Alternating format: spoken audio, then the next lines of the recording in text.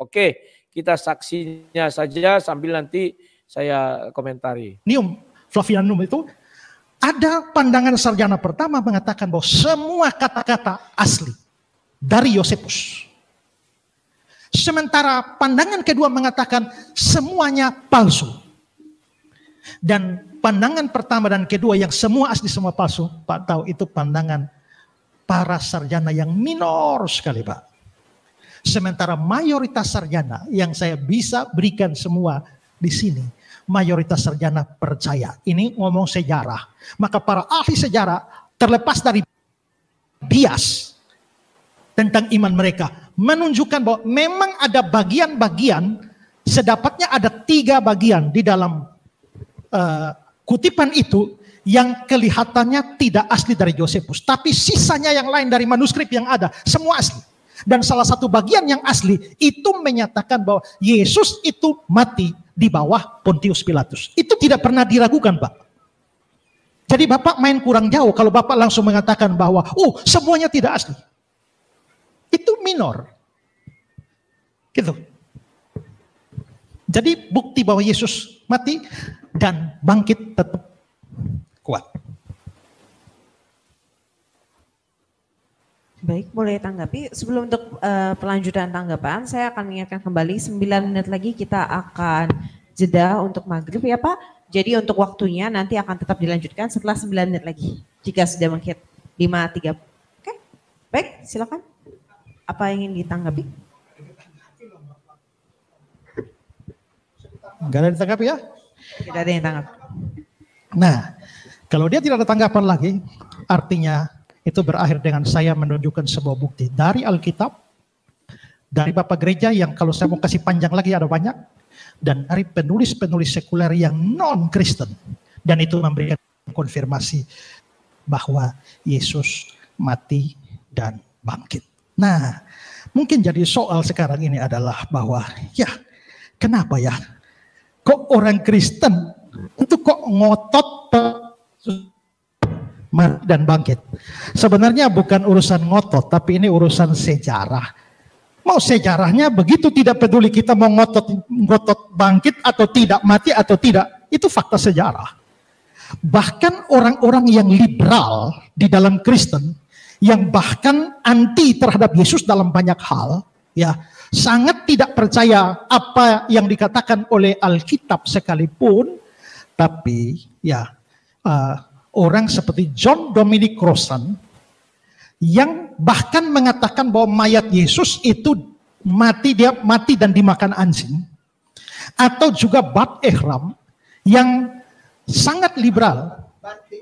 Ya, dia sangat liberal, tapi anehnya dia mengatakan bahwa bukti tentang Yesus, ya kalau ada peristiwa sejarah yang tak diragukan sampai hari ini adalah Yesus mati. Dan itu tidak diragukan bahkan oleh orang yang tak percaya seperti mereka, orang liberal seperti mereka. Nah, jadi ini bukan soal ngotot, tapi soal fakta sejarahnya. Dan kalau secara teologis, kenapa sih kok kami orang Kristen percaya Yesus mati dan bangkit? Karena kami percaya dia juru selamat. Nah, dia juru selamat artinya dia menyelamatkan kami. Dia menyelamatkan manusia. Kenapa dia menyelamatkan manusia? Karena semua manusia orang berdosa. Saya orang berdosa, saudara semua orang berdosa. Kalau kita berhadapan dengan Allah yang sama, yang maha adil, yang maha kudus, dia tak mungkin akan melepaskan orang berdosa tanpa menghukumnya. Itulah sebabnya kita pun sama-sama percaya soal neraka. Soal konsep nerakanya bagaimana itu urusan lain. Tapi kita sama-sama percaya dia akan melemparkan orang berdosa ke dalam neraka. Nah, karena apa? Upah dosa maut. Nah, karena orang berdosa harus mengalami maut, itulah kami percaya juru selamat. Dan kalau juru selamatnya mau selamatkan kami, juru selamatnya harus mengalami maut itu. Karena itu Yesus memang harus mati. Tapi bukti bahwa dia mengalahkan maut, yaitu dia bangkit dari antara orang mati. Dan kepercayaan itulah yang akan menyelamatkan orang yang percaya. Menurut surat Roma, pasal yang ke-10, ayat yang ke-9, jika kamu mengaku dengan mulutmu bahwa Yesus adalah Tuhan dan percaya dalam hatimu bahwa Allah telah membangkitkan dia dari antara orang mati, maka kamu akan diselamatkan. Artinya kalau kamu tidak percaya, kamu tidak akan selamat. Saudara dan saya orang berdosa akan binasa semua. Kecuali saudara punya juru selamat yang mati tanggung dosa saudara dan saya. Kecuali itu, maka tanggung sendiri-sendiri binasa selama-lamanya di dalam neraka. Dan saya sudah menunjukkan bukti bahwa Yesus benar-benar mati dan bangkit, dan bukti yang saya berikan tidak bisa dibantah. Ya.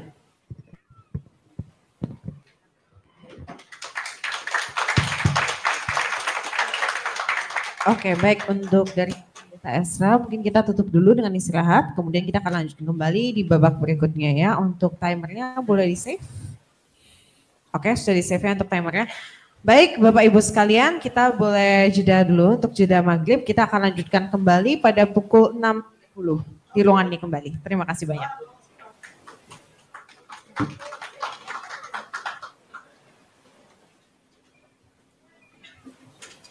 Iya, mereka istirahat dulu ya kawan-kawan ya.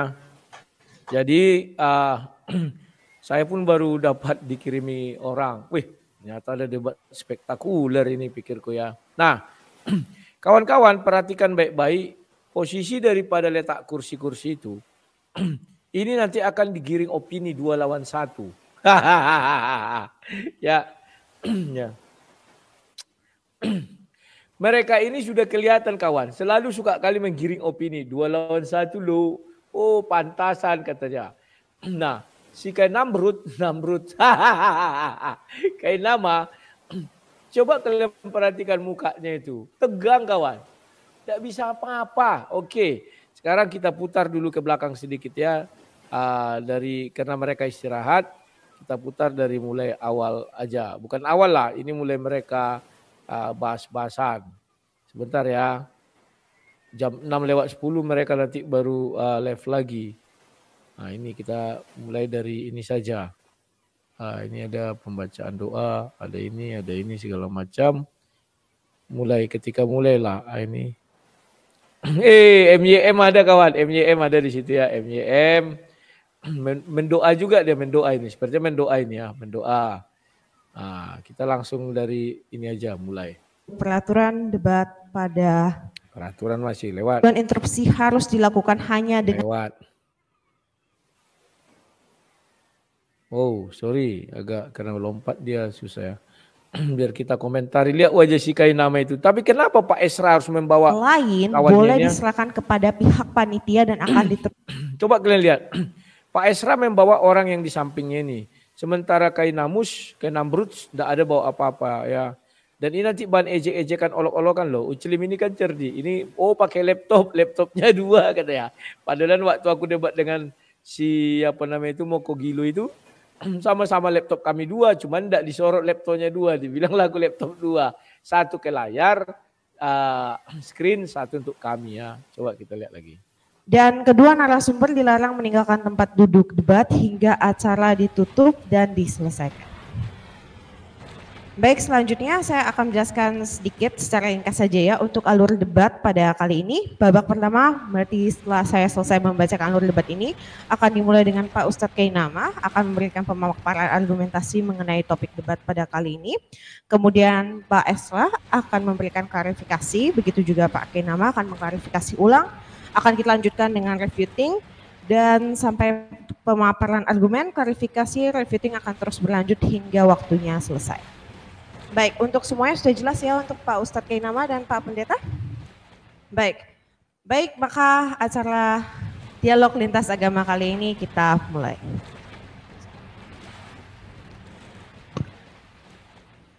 Bismillahirrahmanirrahim. Alhamdulillah wa syukurillah. Assalatu wassalam ala rasulillah wa ala alihi wa sahbihi wa atbahi wa man walah. Ashhadu an la ilaha illallah wahdahu la syarikalah.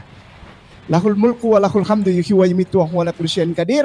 Wa asyhadu anna Muhammadan abduhu wa rasuluhu la nabiyya ba'da. Allahumma sholli ala sayyidina Muhammad wa ala sayyidina Muhammad. Raditu billahi rabba wa bil Islam mitinna. Wa bil Muhammadin sallallahu alaihi wasallam nabiyya wa rasulah. Rabbi shrah li sadri wa yassir li amri wa hlul 'uqdatam min lisani yafqahu qawli. Amma ba'd. A'udzu billahi minasyaitonir rajim. Bismillahirrahmanirrahim. Dzalikal kitabu la raiba fihi hudalil muttaqin. Dzalikal kitabu la raiba fihi hudalil muttaqin. Tidak ada keraguan di dalam ayat suci Al-Quran. Para tuan guruku, para puan guruku, saudara-saudaraku tersayang yang aku hormati, Bapak Pendeta dan semua dari kekristenan maupun Katolik, muslimin wal muslimah rahimakumullah, tidak ada keraguan ketika Al-Quranul Karim mengatakan wa masalabuhu wa maqataluhu walakin subihalakum. Tidak ada keraguan di dalamnya. Bukan untuk menguatkan kita supaya kita mempengaruhi orang lain, tidak. La ikraha fiddin qad tabayyana rusdu wa may yakfur bitaquti wa yu'min billah. Tapi yang penting adalah menyampaikan apa yang kita imani. Masalah orang ikut kita atau tidak bukan urusan kita. Yang penting sampaikan saja, jangan dipaksa. Fazakir inama anta mutak. Sadaqallah wa sadaqallahul adzim. Gambar yang pertama, Dani. Syukran. Pemirsa yang mulia, muslimin wal muslimah rahimakumullah, serta para hadirin yang disayangi dan diberkahi Allah, saudaraku tersayang Kristen dan Katolik, para tuan guru, para pendeta yang terhormat, para ahli teologi. Ada satu tampilan yang saya tidak pakai buku karena tuan guru, saya berpikir bahwa ketika saya berbicara di ajang debat ini, insya Allah saya membawa debat kepada tempat yang proporsional, bukan saling hujat dan bukan saling serang secara membabi buta, tapi begini. Kenapa saya selalu, dimanapun saya berada, saya pakai web. Orang yang pakai web itu harus pintar. Kenapa? Karena kalau dia tidak pintar, dia akan terjebak dengan web yang bisa dituntut orang itu menggunakan web. Jadi dia harus bikin penelitian dulu apakah web tersebut sudah public domain atau belum. Ya. Nah, insya Allah saya pakai web ini. Silakan buka lagi, Dani. Dan jangan wajah saya. Oke. Ini ada web yang sudah public domain yang alhamdulillah wa syukrulillah saya rasa tersangkut dengan tema kita hari ini. Dengan segala rasa hormat Pak Pendeta Esra Soru yang menyarankan tema ini dan saya hanya menerima saja. Apapun tema dari Pak Pendeta Esra sudah saya terima. Dengan segala senang hati. Ngobrol aja sama Pak Esra saya sudah senang. Ketemu tadi sama Pak MM, Pak Budi itu sudah berkah buat saya. Saya nggak peduli yang lain. Oh ini apa? Ini terlihat oleh pemirsa. Enggak, ini dilihat bisa enggak? Saya tanya dulu. Hadirin bisa lihat ini? Lebih terang yang ini. Baik, yang ini saja. Bukan saya sekarang. Untuk hadirin, bukan saya. Radiocarbon dating of the Shroud of Turin. Ada izin dari tahta suci yang diberikan kepada penelitian di beberapa kampus termasuk Zurich diantaranya. Untuk mengambil sedikit sekali potongan dari Shroud of Turin atau kain kafan Turin untuk diperiksa. Dan ternyata kain kafan Turin yang selama ini ada di tahta suci bohong. Geser ke gambar kedua, Ustadz Dani, syukran. Hasil penyelidikan dari radiokarbon tersebut menunjuk kepada angka dated to 1260-1390 AD, di mana ini jauh dari gambaran orang bahwa ini adalah kain kafan yang dibungkuskan kepada jenazah Jesus Christ atau Yesus Kristus. Sudah? Satu, runtuh. Ketiganya, Ustadz Dani, syukron. Begitu juga berlaku ketika radiokarbon dilakukan kepada serpihan-serpihan yang diakui sebagai serpihan suci dari salib suci, ternyata jauh dari apa yang dibayangkan karena hasil radiokarbon itu menunjukkan ke abad ke-11. Dua, silakan lanjut. Tiga, 14C dating of the Titulus Crucis. Titulus Crucis adalah tulisan yang di atas kalau kita sering lihat, ya dengan segala rasa hormat ada tulisan di atas salib. Tapi salibnya biasanya pakai korpus, pakai apa? Pakai ada bentuk korpus.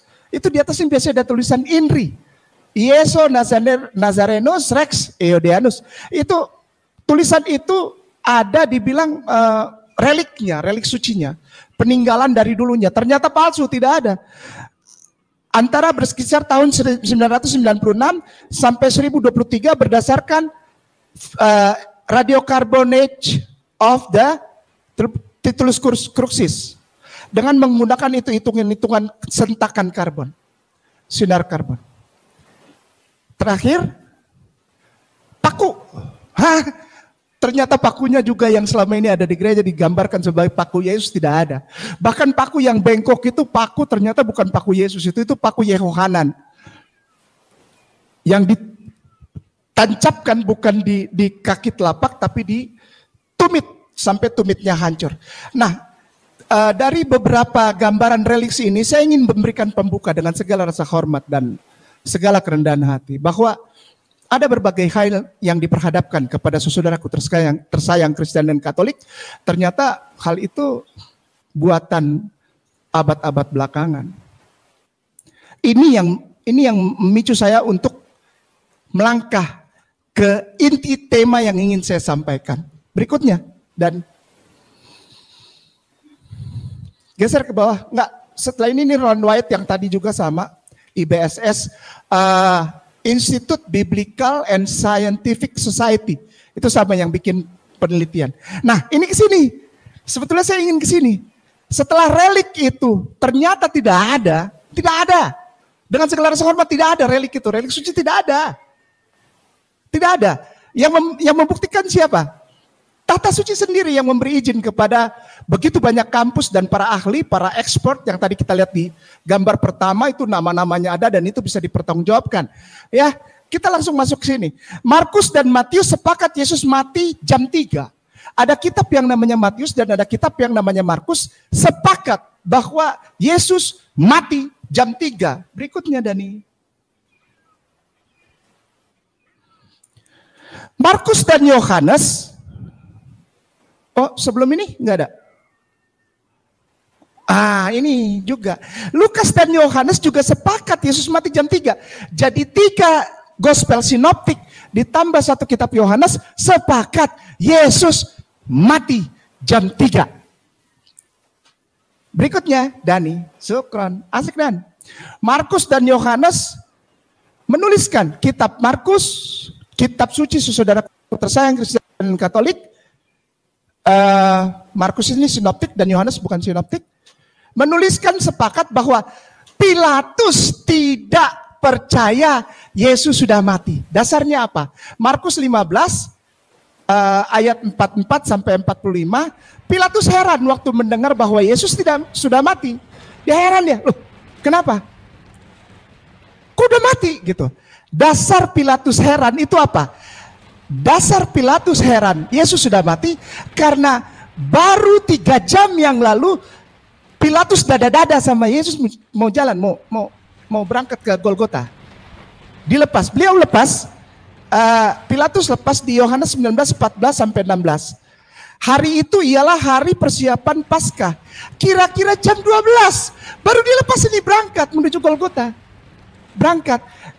Mohon maaf dengan segala rasa hormat kalau jalan itu yang jalan sama-sama itu yang pakai bendera kotak-kotak putih hitam itu. Kayak gitu. Baru jalan jam 12. Ayo jangan suara saya lagi. Ini aja ya. Maka berteriaklah mereka, nyala dia, salibkan dia. Lalu dia yang di bawah tuh. Ini gambar saya dibuang aja, saya nggak perlu lihat. Iya ini nggak berguna buat para muslimin wal muslimah. Gedein lagi. Ya. Di 1916 harus bisa baca. Oke, naikkan. Akhirnya Pilatus menyerahkan Yesus kepada mereka untuk disalibkan. Udah 10 minutes sudah. Ya, jadi Pilatus sebetulnya tidak percaya ketika Yesus dikatakan sudah mati. Kenapa? Karena Pilatus baru lepas Yesus untuk jalan ke Golgota jam 12. Jam 12 baru jalan itu. Oke, berikutnya Dani. Alasan Pilatus tidak percaya Yesus sudah mati. Karena the cross journey, how far did Jesus carry his cross, dari Christian Pure website menuliskan, for how many hours did Jesus Christ walk with the cross. Itu baca tuh, itu saya terjemahkan itu. Yesus Kristus memanggul salib selama sekitar 3 jam. Mari kita tempatkan. Mari kita berpikir cepat dan kita tempatkan pada tempat yang proporsional. Semua 3 kitab sinoptik Dan ditambah Yohanes percaya bahwa Yesus mati jam 3. Lalu di dalam Markus dan Yohanes dituliskan begini, Pilatus baru lepas antua yang kita sama-sama hormati beliau itu, Yesus jalan jam 12. Perjalanan dari tempat Gabata itu, dari tempat Litrostrotos itu, sampai ke Golgota, pada saat itu diperkirakan 3 jam. Jadi sebetulnya dia baru jalan 3 jam, sudah jam 3. Bagaimana Pilatus percaya? Sedangkan, come on, jangan tampilkan ini lagi, minta tolong. Saya nggak mau, ayo, saya tersendat. Maaf ya, jangan marah ya. Perhatikan, the history and pathology of crucifixion. Pada bagian abstrak yang menulis, kematian yang dilakukan dan dirasakan oleh para tertuduh serta orang-orang yang disalibkan itu. Dibuat sedemikian rupa oleh Roman Empire.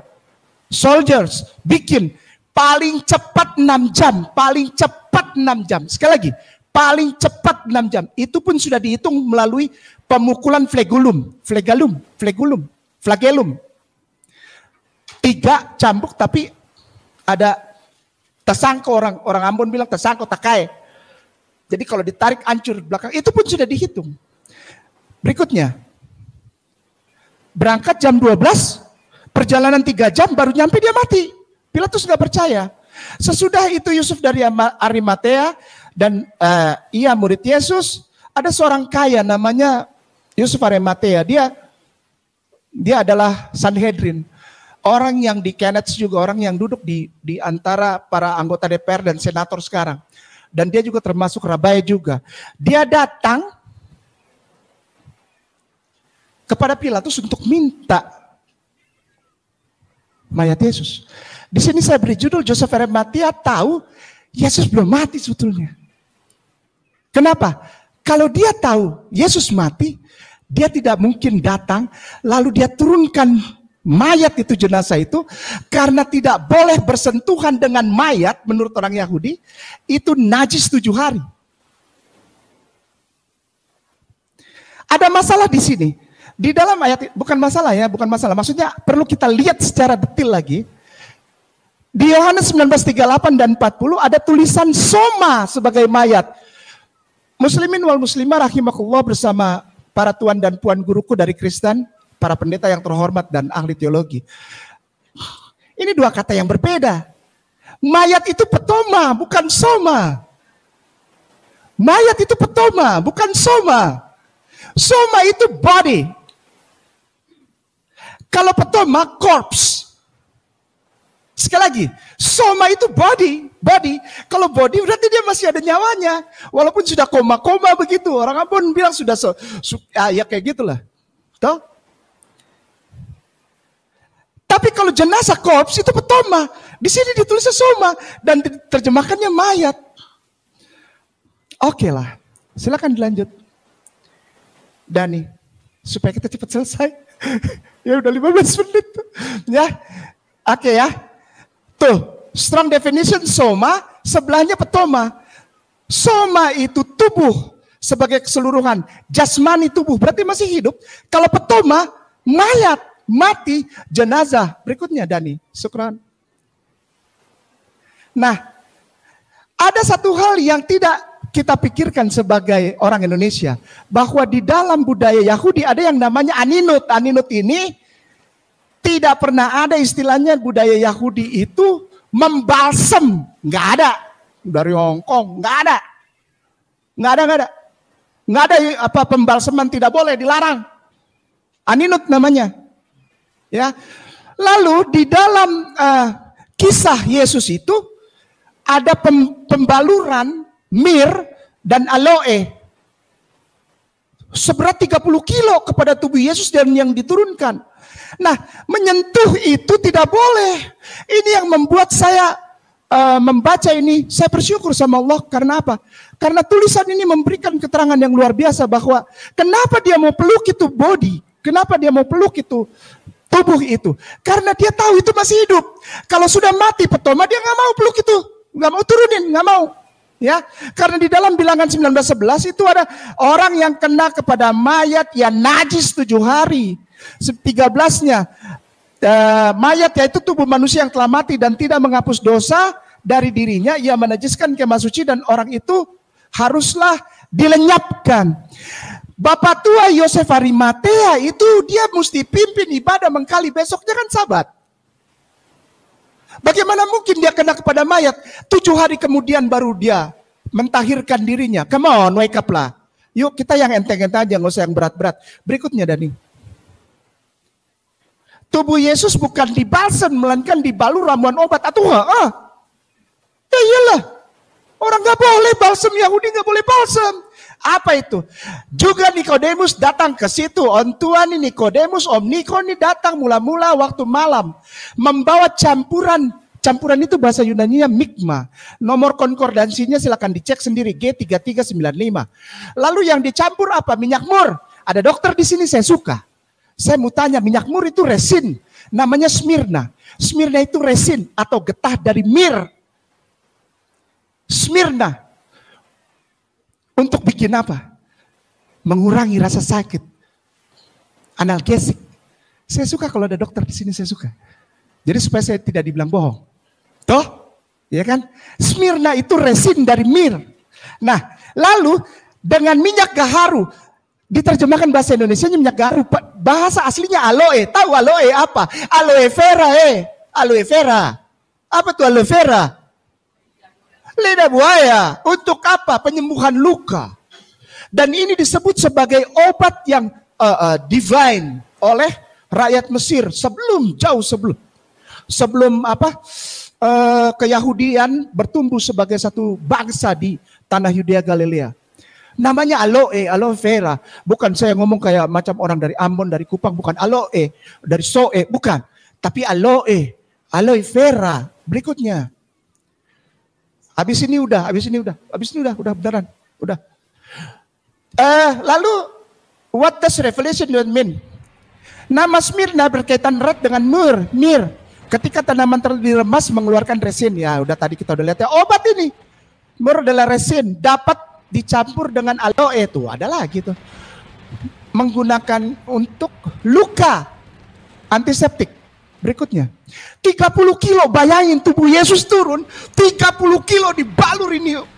Bukan balsam, mir dan aloe. Ini antua luka, ini dibalut. Ini obat ini ya ditemukannya sebetulnya di bagian selatan Arabia lah. Ya. Lalu ada namanya mir, itu nama ininya. Nanti tolong harus bisa baca ya. Untuk mengobati luka, infeksi, mikroba, nyeri, patah tulang, antiseptik, terus. Dani.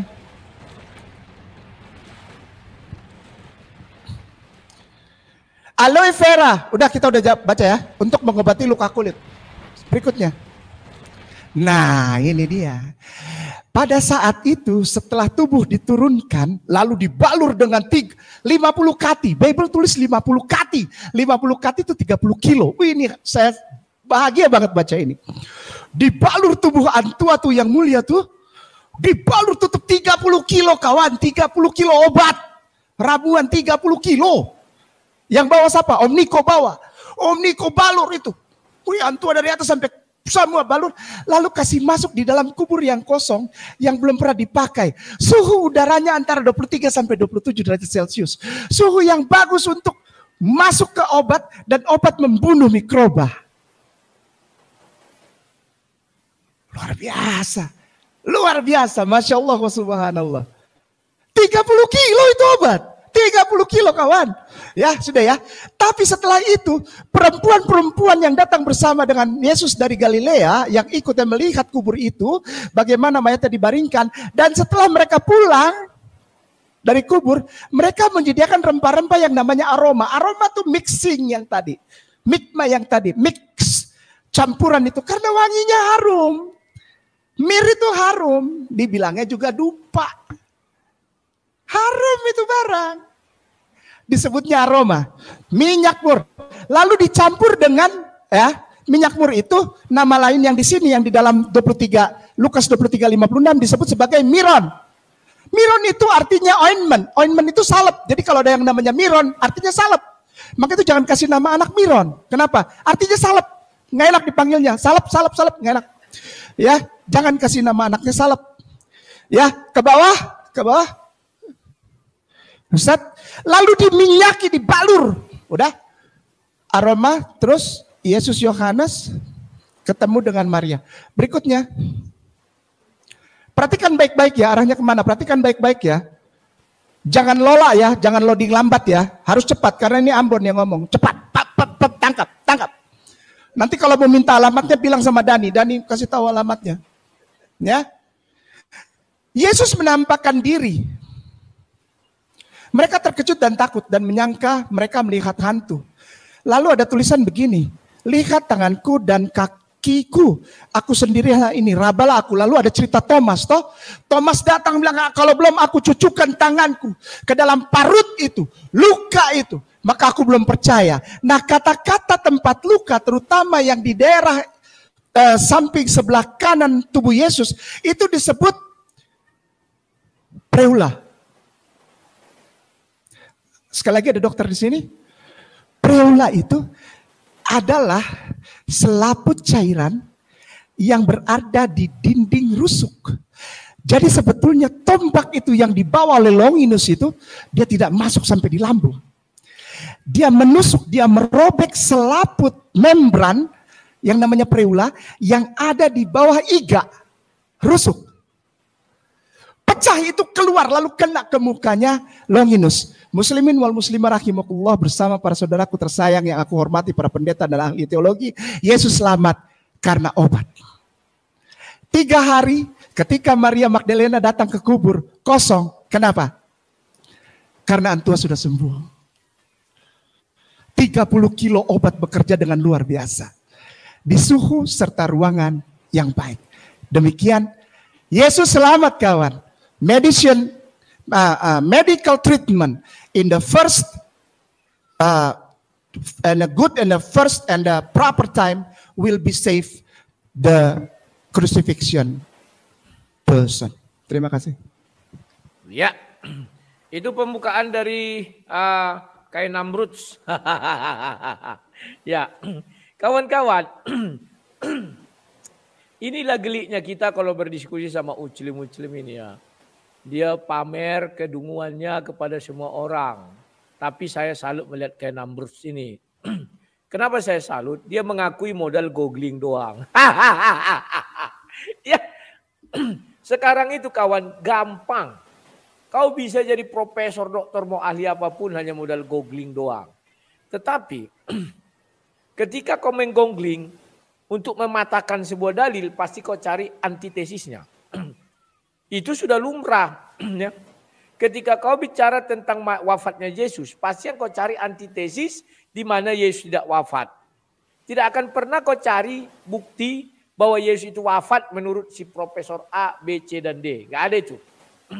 Coba sekali-sekali melakukan hal itu. Carilah bukti di mana si profesor A, B, dan C mengatakan, ini loh bukti Yesus wafat. Baru itu yang kau lawan. Gitu ya. Tapi kalau kita memulai dengan antitesisnya, antitesanya, langsung kau cari googling kan ini namanya orang malas berilmu.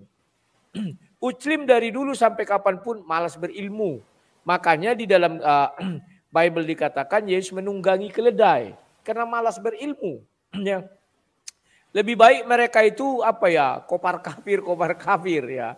Nah, dan ingat satu kawan, di dalam setiap diskusi akhir-akhir ini hanya sang debaters yang berani menyerang. Siapapun tidak akan berani menyerang. Makanya aku sudah mengalami yang namanya keganasan ruang debat diskusi. Diskusi akan aman selagi kau ditanyai Kristen. Diskusi akan amanlah, terkendali, adem. Selagi yang ditanyai itu Kristen. Tapi begitu kau tanyai Islam, rusuh ruangan itu. Ya. Apa buktinya? Budi Azali kemarin langsung hampir rusuh. Saya diancam mati di ruang debat. Halal darahmu, kalimat itu keluar. Luar biasa kawan. Kenapa saya menyerang mereka? Tolong buka surah 61 ayat 6. Buktikan di situ. Di Injil mana terdapat nama Ahmad. Wah, kocar kacir kawan. Kalau nggak ada di Al-Quran, ada di hadis, kata Moko Ginto, Moko Gilo, ya kan? Ya berarti sama aja dia mengatakan hadis pelengkap Quran, ya kan? Seperti kata PhD dari Malaysia itu yang kemarin aku berdebat di SDN itu. Ya itu kawan. Jadi memang mereka ini lucu, bangga dengan ketololannya ya. Kukira lah dia misalnya, wah membawa ini, ya membawa apa namanya itu, buku apa gitu ya, dia rajin membaca. Rupanya malas membacanya, model Gogli, cepat tampil. Ya. Dan satu blunder yang dilakukan oleh Kainama, saya nanti belum kita dengar jawaban Esra Soro ya. Esra Soro tidak berani menyerang dia secara Islam. Kalau saya itu gampang, saya akan serang dia secara Islam. Secara tidak langsung kau mengatakan Isa disalib. Titik. Masalah mati atau tidak mati. Kalau tidak mati, kau berarti Ahmadiyah. Kan begitu kawan. Berarti Kainama ini adalah Ahmadiyah. Kenapa? Dia mengakui Yesus itu disalib. Bagi mereka Isa itu Yesus. Hanya Ahmadiyah lah yang mengakui Yesus disalib. Tetapi tidak mati. Nah ini. Maka keluar dari kubur, pergi ke Kashmir. Yesus wafat di Kashmir umur 120 tahun, makanya di Kashmir ada makam Nabi Isa. Berarti Kainama ini adalah apa tadi ku bilang itu ya, aliran Ahmadiyah. Harusnya dia membuktikan karena dia seorang Muslim, membuktikan Yesus tidak disalib, tetapi dibawa ketika malam hari ke langit. Sudah ku bilang, dalam berdiskusi lintas agama, Muslim ini adalah makhluk paling on semuka antero bumi dan jagat raya luar angkasa. Mereka tidak tahu bagaimana cara berdiskusi. Dilawannya imannya sendiri. Nah, kalau saya berdiskusi tahu saya. Makanya kalau saya Esra Soro, saya akan jawab. Sebentar dulu, berarti Anda mengakui yang namanya Yesus salib. Itu dulu. Kalau Anda mewakili, terima kasih. Sekarang tinggal pembuktian. Apakah dia mati atau tidak. Selesai kan? Berarti Anda bukan Muslim, bukan Islam. Bukan mukmin, tetapi Ahmadiyah. Selesai kawan. Diam itu kawan. Kalau saya orang yang pandai berdebat kawan. Bukan, tidak, saya setiap kata saya hayati, saya lihat. Mau dia bilang mur, aliopera, entah apa, itu kan trik dia. Agar terkesan ilmiah, padahal on. Dia belum lihat rempah-rempah Cina. Kalau kau mandi rempah-rempah Cina, jangankan rempah-rempah Cina. Saya pernah di sini ada pengobatan apa itu, mandi uap. Saya nggak tahu itu pengobatan apa tahu apa. Jadi dimasukkan rempah-rempah itu kayak secang apa itu ya. Uyah orangnya Jawa itu. Kan ada uyah kalau kita minum itu ya. Di dalamnya ada banyak jahe, baru entah apa-apa lah itu. Kalau itu kita mandikan mengikut rumusnya si Kainamus ini, pasti dia bilang, wah 30 kilo. Dikiranya itu membeku di dalam tubuh kita, membeku kayak es. Kalau cairan dia luruh jadi tipis lagi tinggal kawan. Itu kan dilap-lap aja gini misalnya. Pasti dia bilang, wah ini tidak mandi rempah lagi nih. Tetapi ini misalnya apa ya, apa namanya itu ya, jahe. Wah ini untuk menghilangkan apa ini, menghentikan luka ke depan kita mandi. Inilah onnya, uclim-uclim ini dipamerkan ke seluruh dunia. Belum lagi dia lihat rempah-rempah Cina itu. Memang rempah-rempah itu fungsinya seperti itu. Tetapi tidak harus untuk itu. Oh aloe itu untuk menghilangkan luka. Cuci rambut pun bisa pakai aloe vera. Tapi karena onnya biar seolah-olah ilmiah, dipamerkanlah seperti itu. Isinya ada? Enggak ada. Sampai kapanpun ucil tepak om. Ya. Sampai kapanpun itu. Kalau udah bicara kebenaran firman Tuhan on. Paham? Oke, kita lanjutkan. Apa jawaban dari Alfred Soro? Baik. Boleh dimulai, Esra?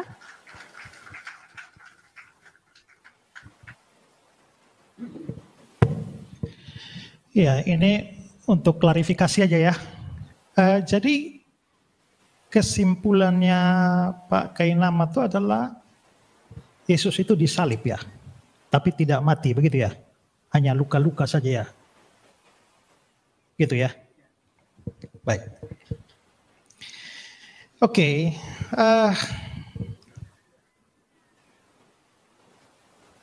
Saya kira pertama itu ya, saya agak heran mengapa Pak Kainama ini membuka dengan mengangkat argumentasi bahwa kain kafan Turin itu palsu. Orang Kristen tidak menjadikan kain kafan Turin itu sebagai bukti bahwa Yesus mati dan bangkit.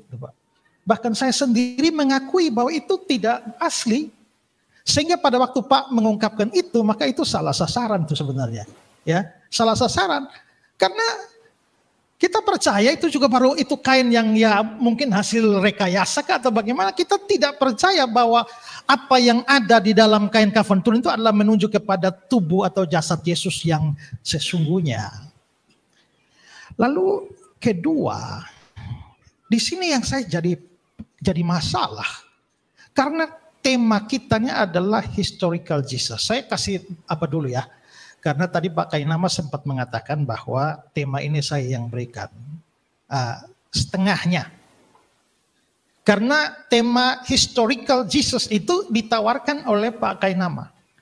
Tapi karena saya merasa bahwa historical Jesus itu terlalu luas, maka perlu dipersempit pada satu topik khusus. Karena itulah saya mengusulkan supaya topik khusus misalnya ya, kalau kita bicara historical Jesus, kita bisa bicara topik Yesus itu pernah ada di dalam sejarah atau tidak. Atau Yesus yang pernah hidup dalam sejarah itu dipercayai sebagai Tuhan Allah atau tidak oleh orang sejamannya. Ya, atau apa? Itu bisa sangat luas.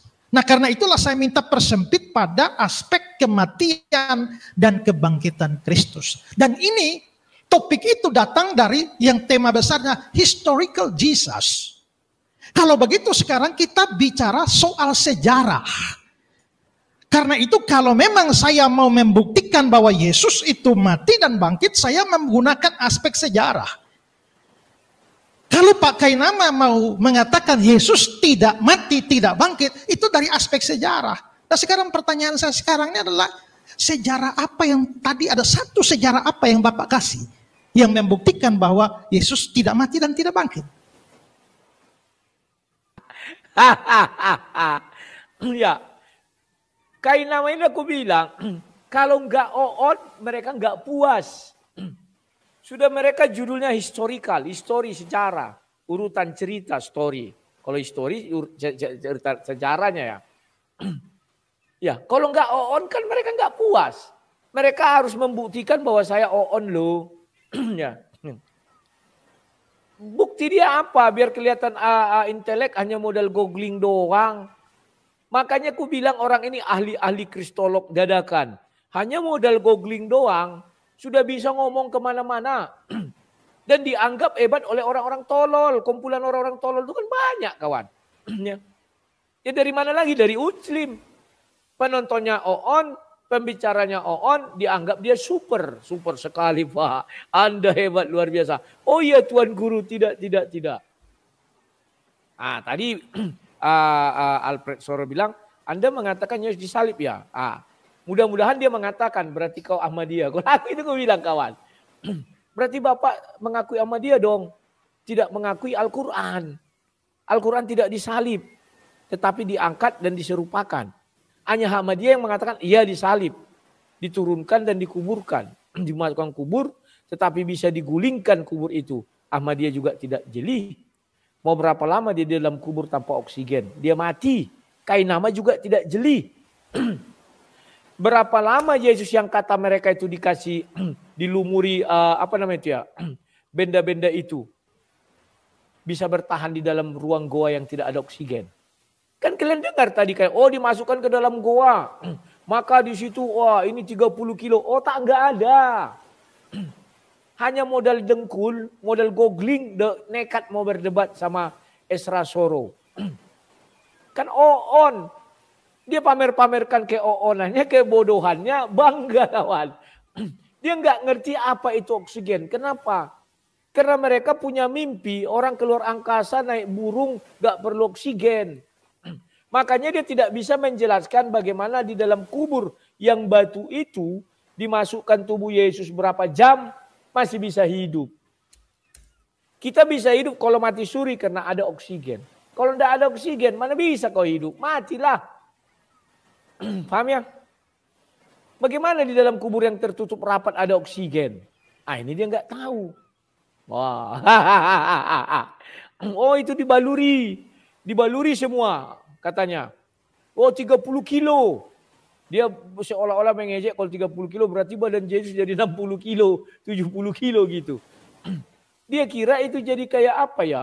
Kayak membatu jadi besar gini. Enggak. Air pun kalau disiram kan kempes. Dan dikafani. Kan mereka mengakui, oh Yesus dikafani.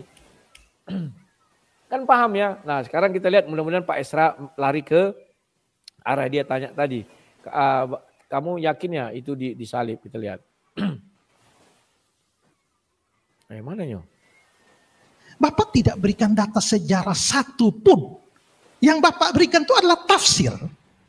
Ini bukan problem hermeneutics. Ini problem historical Jesus. Makanya saya curiga Bapak ini mungkin.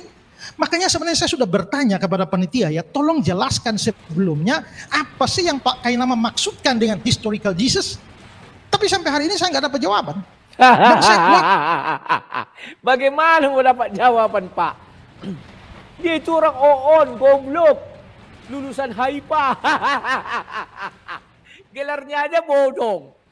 Kecualinya gelarnya benaran, baru dia mengerti arti historikal. Orang gelarnya bodong. Lulusan HIPA, lulusan STT Jakarta. Kalau aku tadi, kusindir itu kalau aku Pak Esra. Saya kira dia ini kan lulusan HIPA S2. Masa nggak tahu tentang historikal gitu. Kayak mana lah kawan. Terus Esra Soro dengan Deki Ngadas ditantang oleh Ustadz Wafi dan Zuma. Pendidikan orang itu apa? Makanya aku bilang, kalau sampai Pak Deki Ngadas mau berdebat sama orang itu, saya bilang itulah doktor paling tolol di muka bumi. Seorang doktor melawan seorang yang tidak berpendidikan. Oh Zuma itu lulusan S1, oke. S1-nya apa? Ya kan? Aduh kawan-kawan, orang ini hanya licik-liciknya, candunya aja mau berdebat. Begitu ditanya kitabnya, oh awas, untung nggak dibilangnya disebutnya password. Kalau disebutnya password sekali rusuh, minimal orang tuh teriak-teriak kayak Budia Sali. Wow, kau goblok, kau begini-gini. Ya itu orang itu. Selagi masih dia belum menyerang iman Islam, aman debat. Tapi begitu menyerang, percayalah, nggak ada cerita. Rusuh, sayalah korban pertamanya. Karena saya berani, makanya mereka nggak berani ngundang saya. Saya bilang buat jaminan keamanan. Kubal balik kalian di ruangan itu, percaya aku bilang. Kalau aku kayak tadi kan kubal balik dia. Anda tadi mengatakan percaya Yesus disalib. Iya, berarti Anda Ahmadiyah dong. Ketawa sedikit, baru lanjut. Karena hanya Ahmadiyah yang mengakui Yesus disalib. Ahmadiyah itu mengaku aliran Islam ya. Yesus disalib tapi nggak mati. Keluar dari kubur, pergi ke Kamsir, Kashmir. 120 tahun umurnya di sana. Padahal kan gampang. Oh, saya senang ini kalau ada dokter. Ya panggil dokter, tanya berapa jam paru-paru manusia bisa hidup di ruangan tanpa udara. Kayak nama sanggup otak, nggak sanggup. Kenapa nggak sanggup? Dia itu orang tolol. Yang hanya modal googling mengaku dia lulusan HIPA. Inilah pengikut dari baginda Nabi yang memalukan. Rasulullah. Pengikutnya ini memalukan. Untung nggak ada pengikut Yesus seperti itu. Mengaku lulusan Kairo, Al-Azhar. Belum ada aku dengar pengikut Yesus mengatakan, saya lulusan Kairo Al-Azhar. Ya kan? Oh LC lulusan Kairo. Untung nggak ada itu kawan. Tapi kalau mereka banyak. Ya Stephen Brio yang sudah jadi daging cacing itu. Saya lulusan Vatikan. Siapa lagi itu? Mudra-mudra itu. Saya lulusan Vatikan. Ada lagi yang anak kecil itu. Saya anak dari apa namanya itu katedral. Apa namanya itu? Pastor di atas pastor, uskup, kardinal. Sejak kapan kardinal punya anak? Tapi mereka nggak malu disaksikan orang banyak. Kan sudah dibilang lakunya seperti keledai liar. Gak bergerak 1 senti pun, 1 mili pun tidak akan bergerak. Keledai liar tetap keledai liar. Oke, lanjut ya. Seru nih kawan, orang itu udah mau mulai ya, sabar. Bahwa beliau tidak paham apa maksudnya. Dan terbukti bahwa tidak ada masalah sejarah yang diangkat. Ya. Pak Esra, jelaslah beliau tidak paham. Orang lulusannya bodong. Sarjananya bodong. Iya kan? Bagaimana dia paham Pak? Aduh. Hanya modal googling dia ternyata ya. Sudah diakui dia. Ya kita modal googling aja. Kalian bisa nanti googling katanya. Bagaimana mau kita bilang dia punya ilmu? Gak punya ilmu. Ya. Hanya mampunya apa? Ilmu bodong, ilmu googling. Inilah kebanggaan Uclim, kebanggaan pendebat Islam. Hanya modal googling mengaku langsung lulusan HIPA. Aduh kawan, kalau mau kemarin percaya orang aku lulusan HIPA luar angkasa. Ngapain HIPA luar angkasa langsung? Saya lulusan HIPA luar angkasa. Oh saya pandai Alkitab, saya pada. Apalagi kalau kayak si Joseph yang pandai bahasa Arab itu. Dia bilang, saya lulusan Kairo, Al-Azhar misalnya. Tapi ada enggak orang Kristen mengatakan dia lulusan Kairo, pandai pernah sekolah? Enggak ada. Tapi Uclim banyak. Terus kenapa mereka enggak malu? Kan lakunya seperti keledai liar. Sudah ditetapkan itu di dalam kitab suci. Orang-orang Yahudi dan orang Kristen, Taurat. Lakunya seperti keledai liar. Keledai itu, kalau kau buka KBBI itu merujuk kepada ejekan kepada orang Oon. Liar, pikirannya liar, kesana kemari. Sehingga dia kelihatan hebat pan Oon. Orang gimana Esra Soro melawan orang yang gak berpendidikan? Lulusan HIPA S2-nya aja di dalam mimpi. Lulusan S2-nya bodong. Terus dilawan sama Esra Soro. Sama lah dengan kita melawan orang gila, ikut kita gila. Ya. Aduh kawan, kasihan aku lihat Cika Hilawa ini. Gak tahu historikal, lanjut dikit lagi ya. Soal masalah Pilatus kaget karena Yesus cepat mati. Lalu soal jam kematian yang berbeda menurut catatan-catatan Injil. Lalu soal kata Yunani soma yang tadi dipersoalkan, lalu soal segala macam mur dan segala macam untuk pembalseman Yesus dan sebagainya, itu kan bukan soal sejarah Pak, itu soal tafsir, soal hermeneutics. Ya betul, itu bukan soal sejarah. Oh dia mau jadi dokter, soal teknis. Bagaimana teknis kematian Yesus? Iklan dulu sebentar ya, aku minum dulu ya sambil kulihat dulu. Sebentar ya. Ini sudah 1.15. Masih pembukaan. Lihatlah. Sarjana asli versus sarjana bodong. Kasian kali aku lihat Pak Esra. Dia berharap menghadapi orang lulusan HIPA. Kayak Paul Song. Tanda itu. Ternyata yang dihadapi betul-betul sarjana odong-odong, podong, isi kepalanya kosong, hanya model goglong. Bahagia kali aku melihat ketololan si Kainama ini kawan. Biarlah dolar kuning lah. Penting ku tolol-tololi dia. Keberatan. Hadapi aku Kainama. Gampang kawan. Aduh. Bangga dengan ketololan hanya mereka. Kalau kita malu. Malu kita mengatakan misalnya si Joseph Michael yang kemarin pandai dia Arab atau Saifuddin Ibrahim. Saifuddin Ibrahim memang dosen. Si Joseph lah. Terus dia mengaku saya lulusan Al-Azhar Kairo atau Arab Saudi entah apalah. Oh saya lulusan Yamen misalnya. Loh mereka aja mengaku-ngaku Habib tidak malu. Mana malu kawan. Sekarang digugat orang Indonesia memang kita aja yang on mau diperbudak begitu. Tidak diperbudak secara militer, sekarang diperbudak secara apa itu? Kan lawak kita ini memang. Udahlah latah ya. Kita ikuti lagi dikit lagi. Mereka masih apa ya mendoa ibadah dan harus ke arah Ka'bah. Dan saya tidak mau kita bergeser dari perdebatan soal historis ke perdebatan soal tafsir.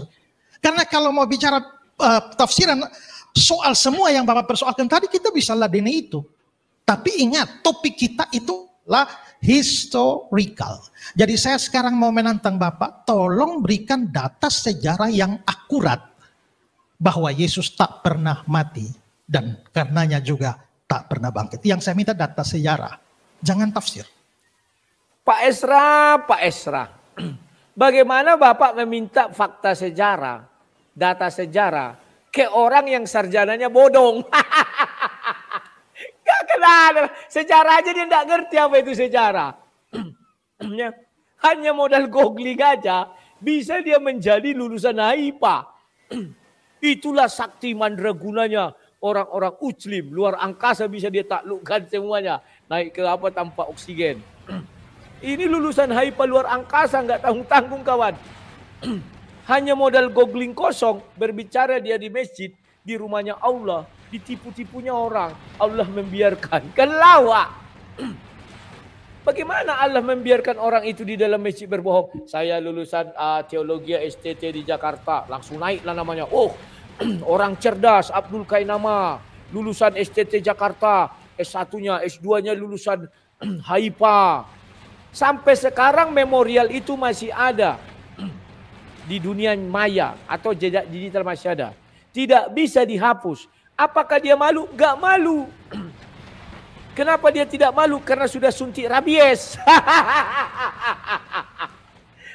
Kalau orang belum kena suntik rabies, pasti malu. Pasti malu. Ini enggak, masih tampil. Gak malu. Karena memang sudah kena suntik rabies kawan. Kebenciannya itu terhadap Kristen itu dalam. Kalau kita runut lagi kenapa dia begitu benci, pasti ada faktornya. Karena kena suntik rabies dia, jadi urat malu putus. Gak ada lagi malu. Ini lulusan HIPA boy. Pinky boy lulusan HIPA.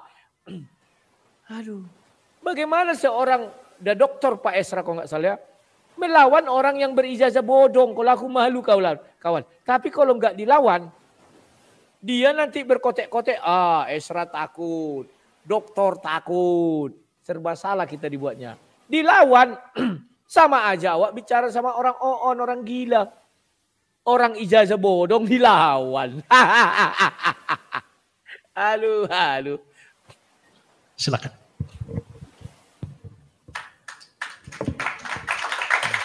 Ya, kita lihat apakah dia bisa menyuguhkan fakta historis, apakah dia mengerti fakta. Untung nggak dibilang arkeologis ditambah untuk menunjukkan historis. Ya, kita lihat dulu sarjana bodong. Akta Pilati yang tertulis di dalam The Gospel of Nicodemus ternyata palsu. Sehingga nama serta keberadaan individu yang tertua yang tersangkut paut paling dekat dengan Yesus tidak bisa dibenarkan untuk menjadi dasar sejarah. Ya. Fakta sejarah pun dia nggak tahu kawannya. Dia ambilnya literasi Nicodemus ini segala macam. Padahal kita pernah belajar SD, SMP, belajar sejarah. Sejarah itu akan kuat kalau kau punya fakta arkeologis. Cara sinababan pula. Cara si kain namain untuk menentang gampang kawan. Tak satu pun fakta arkeologis membuktikan Yesus lahir. Misalnya, kalau itu Isa yang cocok. Isa itu nggak pernah ada dalam kalau kita bilang fakta sejarah Nabi Isa, nggak ada bisa kawan. Orang tempat lahirnya aja nggak tahu di mana. Di timur Baitul Maqdis. Dicari ke sana nggak ada. Arab tak mengakui, Yaman tak mengakui. Yahudi tidak mengakui. Pernah nggak Isa lahir? Nggak tahu. Nggak ada fakta arkeologis dan sejarahnya kawan. Apalagi kalau sampai dikatakan geografisnya di mana, koordinatnya nggak ada. Loh sejarah kan menyangkut geografis juga. Makanya kita belajar, wah di utara berbatasan dengan ini, di selatan berbatasan dengan ini, di ini kerajaan ini lengkap. Ini dia buktinya candi-candi apa segala macamnya. Oke, saya intip dulu kawannya, ini menit keberapa ini ya? 1:14. Udah mulai belum orang ini? Oh belum. 1:14. Orang tuh masih minta donasi. Ya nanti aku dibilang wak donat, mereka juga minta donasi. Digit. Oke, kita dengar apa jawaban Kainamus. Firman Tuhan, Saudara-saudara tersayang, Kristen Katolik bilang juga Bible itu kita... Lihat, mukanya sudah berubah kan? Sudah berubah. Seorang sarjana bodong nggak mau mukanya di shoot. Nanti kenapa? Kelihatan makin onnya kelihatan dan bodongnya itu kelihatannya. Kita coba. Inilah yang kusuka dari orang Muslim, pendebat Muslim ya. Yang kusuka dari mereka, PD menghadirkan seorang pendebat yang katanya tingkat luar angkasa dalam laut dan segala macam. PD menampilkan orang ijazah bodong melawan orang yang ijazah asli. Cobalah kalian bayangkan itu kawan. Betapa tidak beradabnya orang-orang ini, ucil-ucil ini, pendebat-pendebat ucil ini. Melawan orang yang berijazah asli dibawa orang berijazah bodong. Para skolar harusnya ketawa melihat ini kan. Tapi Uclim apa? Bangga lawan. Bangga seantero bumi luar angkasa. Aduh, sing ada lawan. Bangga, bahagia kali aku hari ini. Meskipun belum kebayar kaca-kaca di gereja itu, biarlah situ. Penting aku hati bahagia ya. Aduh. Kita lanjutkan lagi ya kawan. Silakan.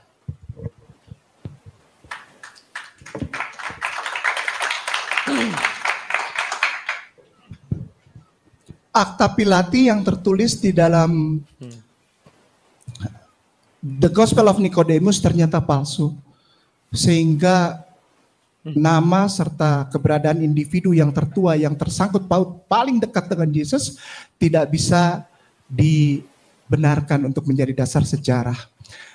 Begini Pak Pendeta, yang saya tampilkan tadi itu kalau bukan sejarah apa?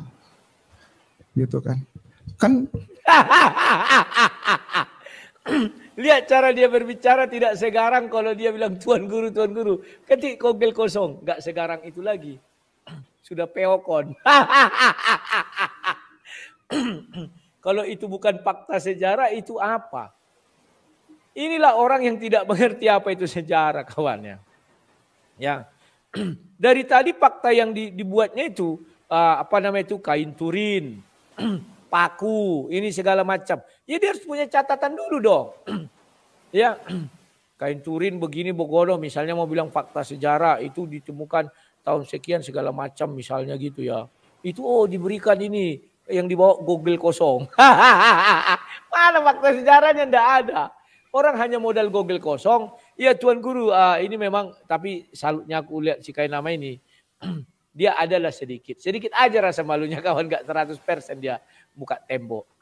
Cuma 2% lah punya rasa malu. Dia bilang gini, ya saya modal gogel doang ya. Bangga Ucilim itu kawan menyaksikan modal gogel. Malu. Hanya modal googling dan modal sarjana bodong melawan sarjana sungguhan. Mudah-mudahan ditonton kain nama ini. Biar dia bertobat.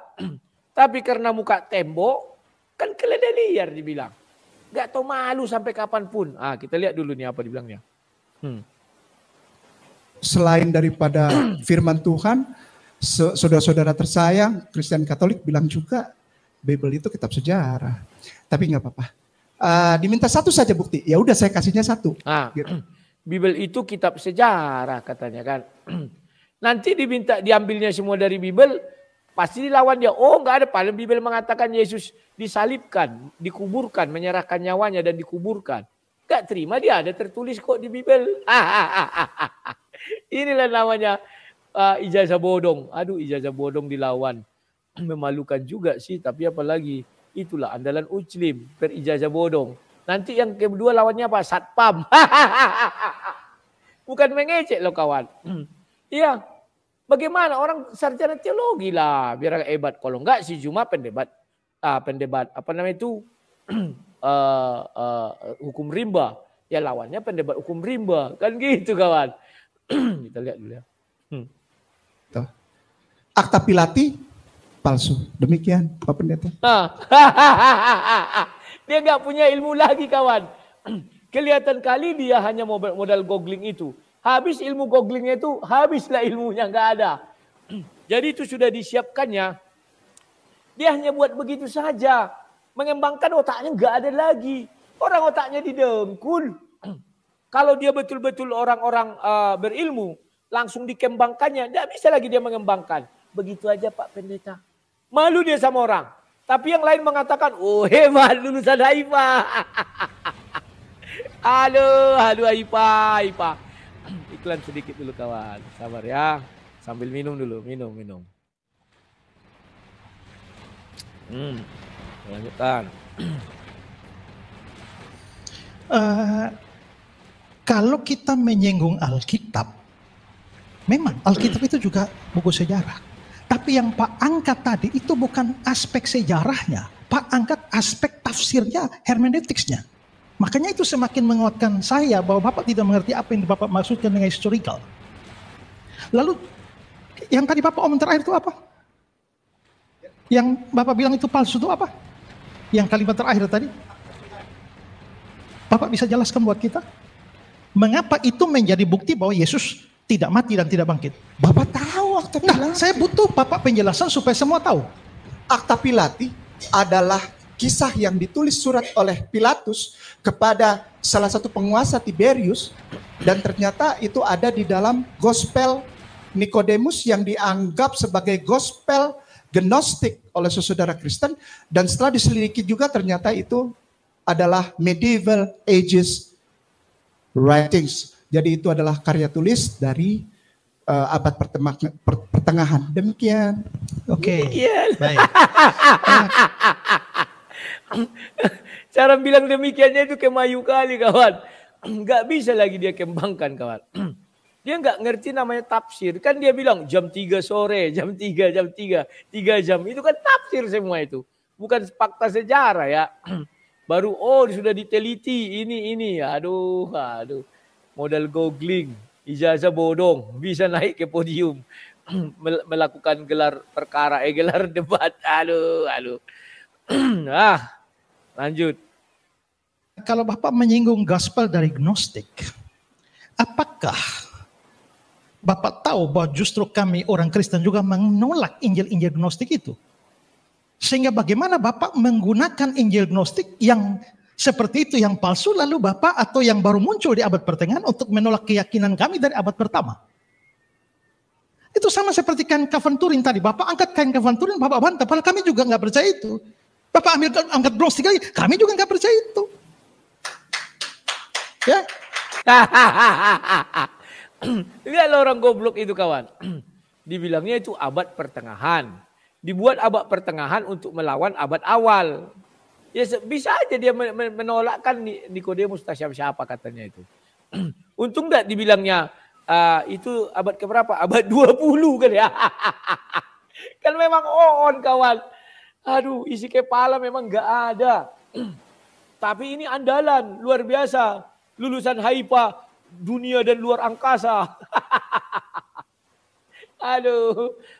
Saya geli melihat pengikut Rasulullah yang satu ini kawan. Sudah tidak tahu malu, dia sudah mencoreng nama Rasulullah. Rasulullah itu benci sama penipu. Cari kalian di hadis banyak itu, pembohong, benci. Tapi umat-umat Islam yang di lingkungan dia, oknum-oknum itu menerima dia dengan lapang dada. Bahkan dielu-elukan, lulusan Patikan, lulusan HIPA. Aduh. Kok punya pengikut seperti inilah Nabi Muhammad ini. Bingung aku lihat dia nih kawan. Siapa ini? Aduh. Pengikut misalnya dibuatlah berita. Salah seorang pengikut baginda Rasulullah. Namanya Kainama berijazah bodong. Kan malu kita kawan. Aduh, lanjut. Ketawa Bapak. Nah itu yang saya bilang Pak, kalau Bapak ambil Injil Gnostik itu yang abad pertengahan atau setelah zamannya ini, sekarang saya nanya, ada tidak dokumen sejarah dari abad paling awal ya yang membuktikan Yesus tidak mati dan tidak bangkit? Dokumen sejarah. Dokumen sejarah tentang Yesus tidak mati. Ya. Saya jawab bahwa saya berani bilang buktinya adalah karena tidak ada dokumen sejarah sejak awal yang menyatakan Yesus mati. Demikian Pak. Kan lucu kawan. Diulanginya lagi waktu dia ada di TikTok kulihat itu ya. Gampang membuktikan Tuan Guru. Dalam 5 detik saya bisa membuktikan. Apa buktinya Yesus tidak disalib? Ya karena tidak ada bukti sejarahnya. Tak apa-apa. Coba kalian lihat onnya orang ini kawan. Aduh, bangga pula ini seolah-olah dia sudah ilmiah kali cara menjawabnya seperti ini. Ini coba ya. Ini. Pak ambil angkat bronze 3 kali, kami juga nggak percaya itu. Ya. Nah itu yang saya bilang Pak. Ya. Beda wajah orang ini dua, Esra Soro dengan si Kainama. Esra Soro wajahnya berseri. Kainama wajahnya jepurut. Kalau Bapak ambil Injil dari agnostik itu ya. Lihat, wajahnya tegang, tidak ada damai sukacita. Abad pertengahan atau setelah zamannya ini. Sekarang saya nanya, ada tidak dokumen sejarah dari abad paling awal ya yang membuktikan Yesus tidak mati dan tidak bangkit? Dokumen sejarah. Dokumen sejarah tentang Yesus tidak mati. Ya. Ya, dokumen sejarah tentang Yesus tidak mati. Ya, harusnya dia mengambil sejarah, misalnya catatan apa gitu ya, atau ada arkeologis apa, ini buktinya Yesus tidak mati, kan begitu. Tapi kita lihat jawaban orang cerdas, Uclim yang terhormat luar angkasa dan dalam negeri.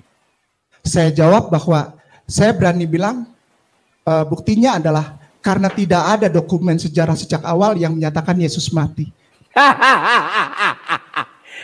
Tadi diakuinya Alkitab itu dokumen sejarah. Tidak ada sejak awal.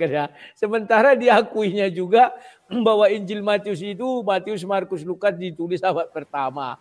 Aduh, nggak ngerti lagu lawak-lawakan, tapi nggak apa-apa. Kita terhidup, Ibu ya. Kita dengar lagi. Demikian Pak. Saya konfirmasi, artinya menurut Bapak, bukti bahwa Yesus tidak mati adalah tidak ada bukti bahwa Yesus mati, begitu?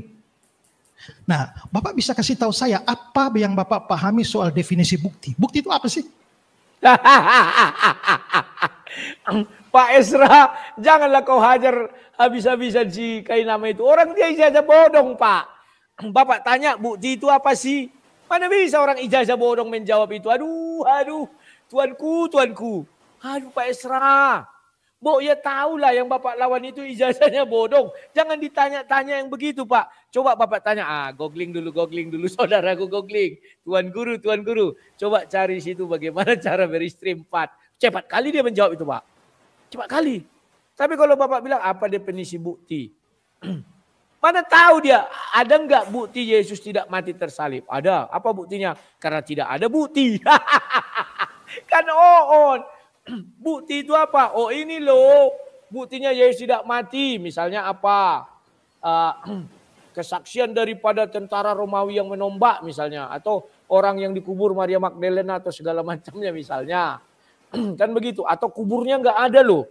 Catatan sejarah arkeologis hantu belau enggak ada. Kalau Nabi Isa ada enggak lahir? Ada buktinya memang betul. Apa bukti Yesus tidak mati? Buktinya apa? Ya karena tidak ada bukti dia mati. Aduh. Yang namanya bukti kok karena tidak ada bukti dia mati. Ya. Apa buktinya? Handphone ini adalah apel gigit. Ya karena tidak ada buktinya handphone ini apel gigit. Kan lawak kawan. Apa buktinya handphone ini bukan apel gigit? Oh ada. Pertama logonya tidak ada, ini tidak ada, ini kan gitu kawan. Ya karena tidak ada buktinya itu apel gigit. Di balik-baliknya itu kayak mana. Makanya bagaimana bisa dia ini, gelar bodong dilawan. Malu kali aku melihat siapa ini si Kainamus ini, Apa itu bukti sehingga tidak ada bukti menjadi bukti ketidakadaan? Kita hari ini berbicara tentang tema Pak, bukan tentang kata bukti. Terima kasih. Lihatlah si Dungu ini, baru masih sampai itu aja dah kerunyut-kerunyut itu di gelingnya. Kita Pak bukan bicara tentang kata bukti, memang nggak ngerti dia. Orang ijazah bodong. Jadi kalau dia itu live kawan, itu kan sudah di googling-googlingnya, sudah. Yang di googlingnya itu yang disampaikannya. Begitu ada yang bertanya, dia nggak tahu lagi apa-apa. Kan model googling kayak tadi kan googling udah selesai. Maunya dia setelah dipaparkannya nggak usahlah bertanya. Itu toh selesai. Ya nggak bisa dong. Dikejar terus. Iklan sebentar ya. Ya kawan-kawan bagi yang mau sujud ke arah Ka'bah silakan atau sholat. Saya lanjutkan dulu ini sebentar ya. Bentar. Boleh minta. Ya, nah ini pertanyaan klarifikasi supaya kalau kita bicara bukti lalu Bapak berdiri atas ketiadaan bukti, coba Bapak buktikan kepada saya bagaimana ketiadaan bukti menjadi bukti dari ketiadaan. Itu barusan yang Bapak Jelaskan ngomong. itu, buktikan itu. Ya itu yang Bapak ngomong. Syukran. Loh, Itu yang baru Bapak ngomong kan ya. Aduh. Coba buktikan Yesus tidak mati. Ya buktinya tidak ada bukti yang mengatakan Yesus mati. Aduh. Bangga jadi orang oon, itulah Uclim, pendebat Uclim. Aduh. Kenapa lah orang gini jadi jagoan dari Uclim, dibangga-banggakan lagi. Siapa Profesor Dr. Uclim? Ajari kalian dulu orang ini, si bibir licin ini, untuk mengerti apa itu arti bukti. Ya, paham. Saya bisa saja mengatakan, apa buktinya, apa misalnya, apa buktinya? Apa buktinya kantor camat ada di Jalan Pandega misalnya. Karena saya nggak pernah melihat, saya bilang, ya karena tidak ada bukti kantor camat itu ada di Pandega misalnya begitu ya. Mana bisa begitu. Misalnya, apa buktinya, apalah gampangnya. Apa buktinya bahwa bulan terbelah, bukan. Manusia sudah sampai ke bulan, dibuatlah buktinya. Buktinya ini. Kan begitu ada buktinya. Apa buktinya manusia belum sampai ke bulan? Buktinya karena tidak ada yang membuktikan manusia sampai ke bulan. Kan lawak. Buktinya manusia tidak sampai ke bulan misalnya. Wah itu ada apa namanya itu ya atmosfer. Dia mengikis semua benda. Mati baru ada ini maka dia nggak sampai ke bulan. Itu bukti. Bukan buktinya gampang kali. Karena tidak ada bukti yang mengatakan tidak ada bukti orang ke bulan itu aja. Aduh udahlah. Aduh rendah kali. Ini ditampilkan dan bangga. Lihat ketawanya itu ketawa nyingir kuda. Lihat si perempuan ini. Siapa namanya nih? Siapa namanya? Siapalah nama perempuan ini. Lihat. Menyesal dia kawan. Menjadi moderator. Melihat keoonan sekali nama. Menyesal. Menyesal dia konver. Ternyata betul kata orang-orang itu. Kalau dari Uclim pindah ke Oten. Katanya apa? Orang oon. Memang penghasil orang-orang oon. Dari Oten pindah ke Ucil dibilang orang cerdas. Ya menghasilkan orang-orang cerdas. Kan begitu kawan. Menyesal dia sekarang kawan. Nah, lihat ini.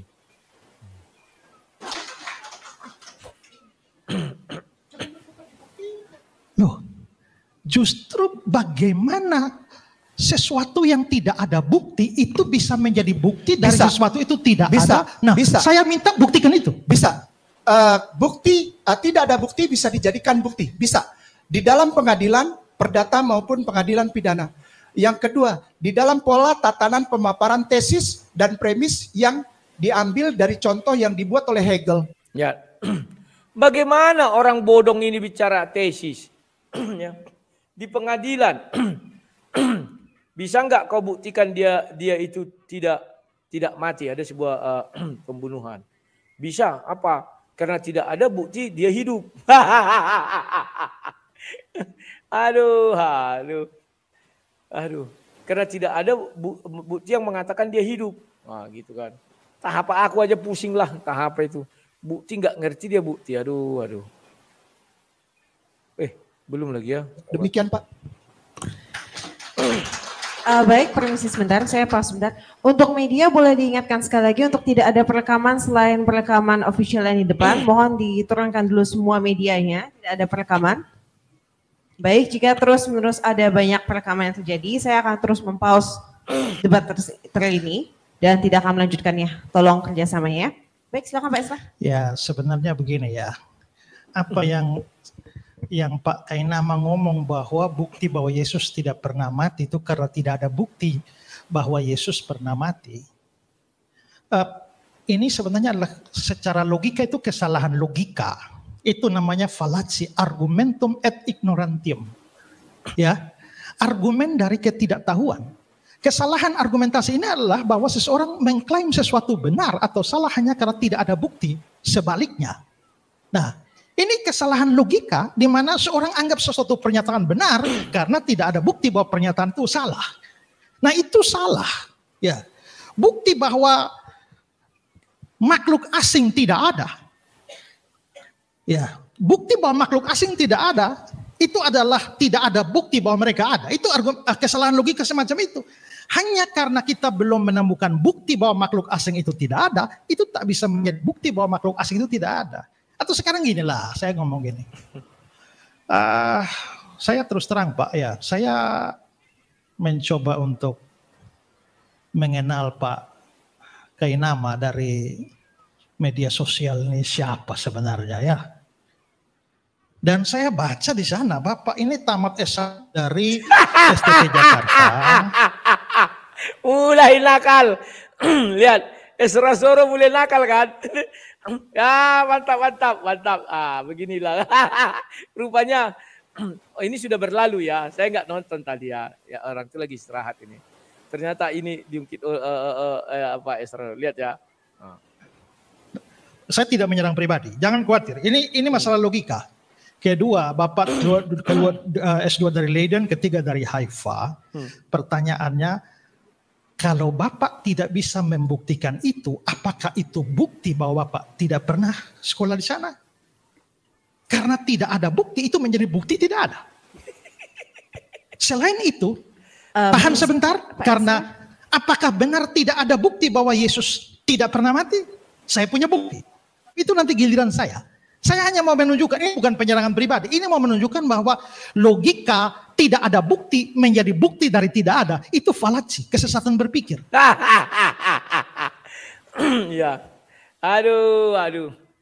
Apa bukti Kainama lulusan apa gitu kan? Ya, apa nih di pasir? Ya, datang dia karena tidak ada bukti katanya kan. Aduh. Bukti itu apa ya? Kalau bukti ada sesuatu yang bisa dipalidasi. Sementara dia membuat sesuatu yang tidak bisa dipalidasi. Kan jadi lawak kawan. Berkutat di situ aja si Kainama sudah lihat ini mukanya. Sudah entah muka apa ini. Dibilang menyerang pribadi. Kok menyerang pribadi? Kan dia yang mengatakan dia lulusan Leiden, lulusan Haifa. Aduh. Gitu Pak. Ya, enggak tahu malu mukanya dah lain ya. Jadi dengan kata lain begini, kita mau bicara tentang historical Jesus dengan tema yang begitu luar biasa, dan Pak Kainama datang dengan hanya satu bukti, buktinya adalah tidak ada bukti. Ini bagaimana ini bisa disebut sebagai debat ilmiah? Lah, itu yang menurut Pak Esra, gimana sih Pak Esra? Yang Bapak lawan itu ijazah bodong. Ya ilmiahnya nggak ada. Bagaimana dia bisa membuktikan ijazahnya asli? Orang nggak ada ijazah bodong kok. Memang nggak ngerti dia ilmiah, orang bodong. Hanya karena tidak tahu malu lah dia berani tampil biar kelihatan hebat. Ya. Lihatlah, hanya mau bedal googling itu dia paparkan, habis itu nggak ada lagi. Ilmu lain nggak punya. Hanya apa? Cengengesan. Aduh, modal cengengesan aja. Terus saya menyedihkan sebenarnya. Ya.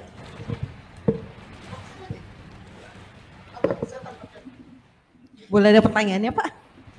Fallacy itu, kesesatan berpikir itu, Bapak nggak punya bukti. Selain bukti tidak ada. Bapak mengatakan bahwa tidak ada bukti. Sebentar saya kasih bukti. Iya, saya tunggulah buktinya. Ya, artinya sekarang, ya. Gini ya, ini ada dua babak di mana sebentar saya membuktikan. Tapi dengan kata lain, babak pertama di mana Pak Kainama mau membuktikan bahwa Yesus tidak pernah mati, tidak pernah bangkit.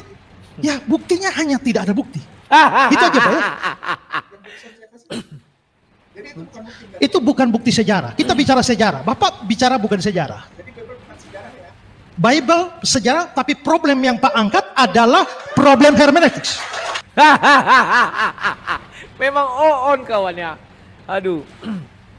Jadi Bible bukan bukti sejarah. Memang bukti sejarah. Yang dikasihnya kan tafsir.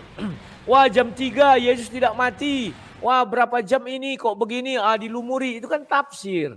Bukan bicara tentang sejarah ya. Tapi memang on kawan, ijazah bodong dilawan. Aduh matilah kita. Sama dengan kita menabrak tembok. Kan jadi on kita. Yang kita lawan orang gila jadi ikut kita gila. Ya, aduh. Kita lawan ijazah bodong jadi kayak mana melawan yang bodong? Kita jelaskan pun apa namanya itu? Aduh lupa aku. Mana bisa dia? Aduh. Udahlah. Sebentar. Bapak mengerti antara Bible itu sejarah dan masalah yang diangkat itu masalah sejarah atau masalah hermeneutik. Dengan kata lain adalah bahwa Pak Kainama mengangkat problem tafsir satu buku sejarah dan bukan sejarah itu sendiri. Jadi dengan kata lain, babak beliau selesai. Karena hanya itu saja. Buktinya bahkan bukan bukti. Karena buktinya adalah tidak ada bukti.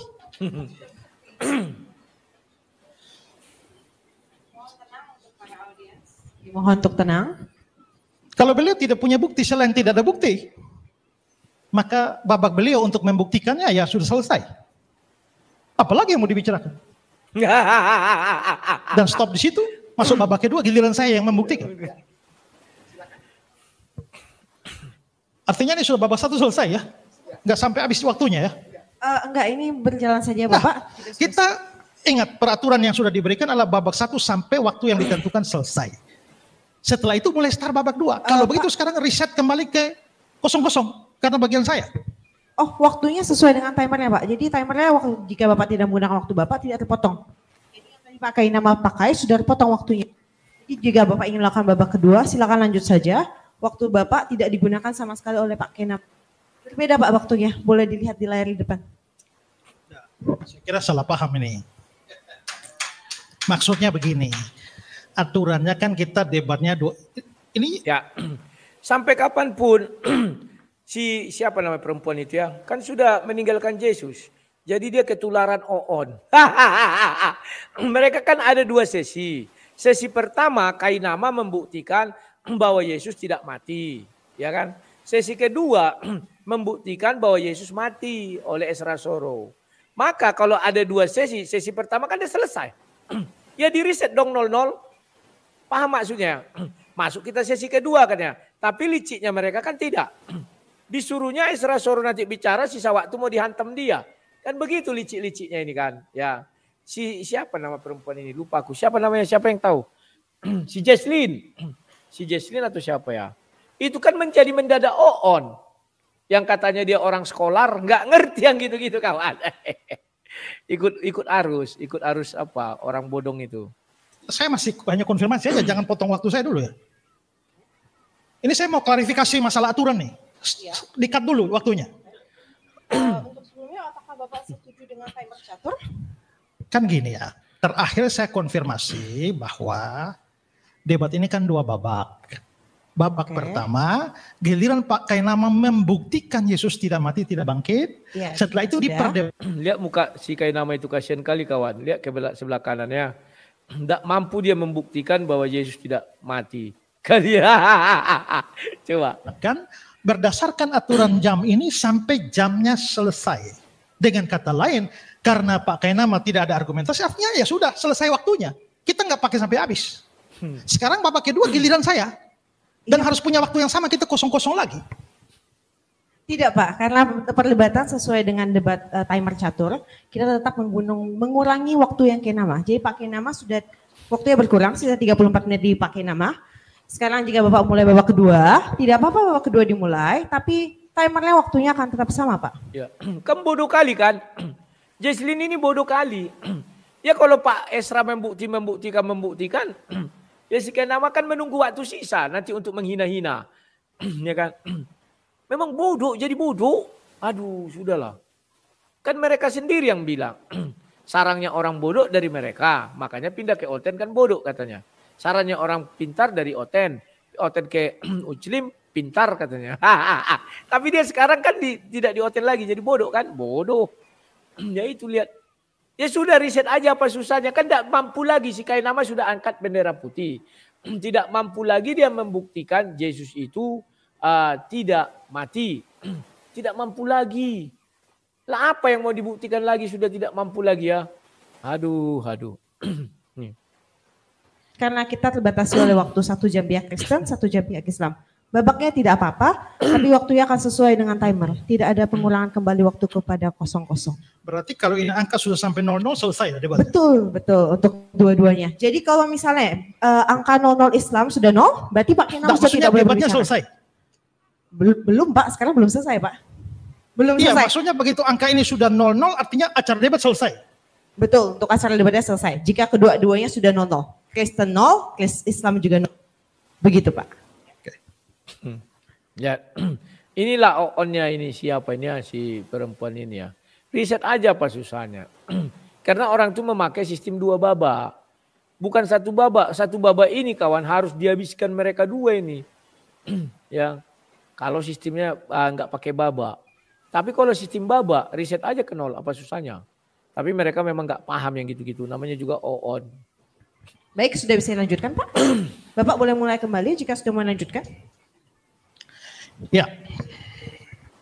Nah, saudara, kalau saudara melihat bukti yang Pak Kainama berikan adalah tidak ada bukti, itu otomatis akan gugur kalau saya bisa kasih bukti. Ya, karena buktinya adalah tidak ada. Sekarang kalau ternyata ada bagaimana? Dengan kata lain, kalau saya bisa membuktikan bahwa ada bukti, maka selesailah argumentasi beliau. Ya. Nah, sekarang kita melihat yang tadi saya katakan bahwa ini problem yang beliau angkat itu adalah problem hermeneutics. Bukan berarti bahwa Alkitab atau catatan Injil bukan sejarah. Catatan Injil jelas adalah catatan sejarah. Tapi bagaimana memahami kata-kata di sana itu problem tafsir. Itulah sebabnya saya mengatakan bahwa ya waktu Pak Kainama kasih tafsiran ayat-ayatnya versi dia tidak sedang bicara soal sejarah tapi soal tafsir. Yang kita kalau bergerak ke sana itu sudah jadi lari dari jalur historical Jesus. Nah sekarang kalau kita mau melihat ya bahwa apa bukti bahwa memang Yesus pernah mati dan pernah bangkit di dalam sejarah. Nah saya angkat dari Alkitab. Tapi ingat, bukan problem tafsir. Saya kasih langsung eksplisit, ya. Nah, kalau kita melihat itu hampir seluruh kitab di dalam Perjanjian Baru itu bicara soal Yesus bangkit dan tak perlu kata-kata ambigu untuk menafsirkan seperti tadi. Karena eksplisit. Injil Matius dan Markus misalnya, ya. Matius 27 sesudah menyalibkan dia. Markus 15 mereka menyalibkan dia. Lalu Injil Lukas dan Kisah Para Rasul juga sama. Lukas 23 mereka menyalibkan Yesus. Kisah pasal 2 juga telah kamu salibkan dan kamu bunuh. Dan Allah telah membangkitkan dia. Ada pernyataan eksplisit salib bunuh. Kalau tadi Pak Kainama punya teori berarti ya disalib tapi nggak mati.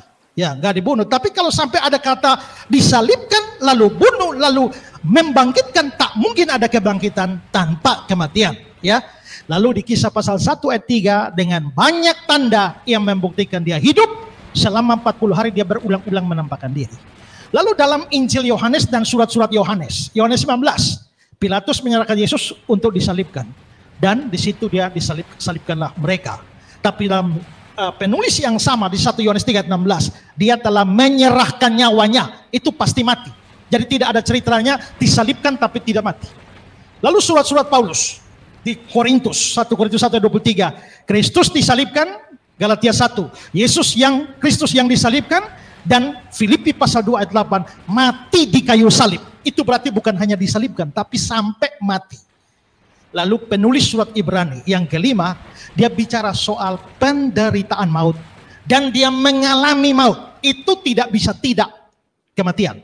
Pasal 2 ayat 14, supaya oleh kematiannya, berarti eksplisit.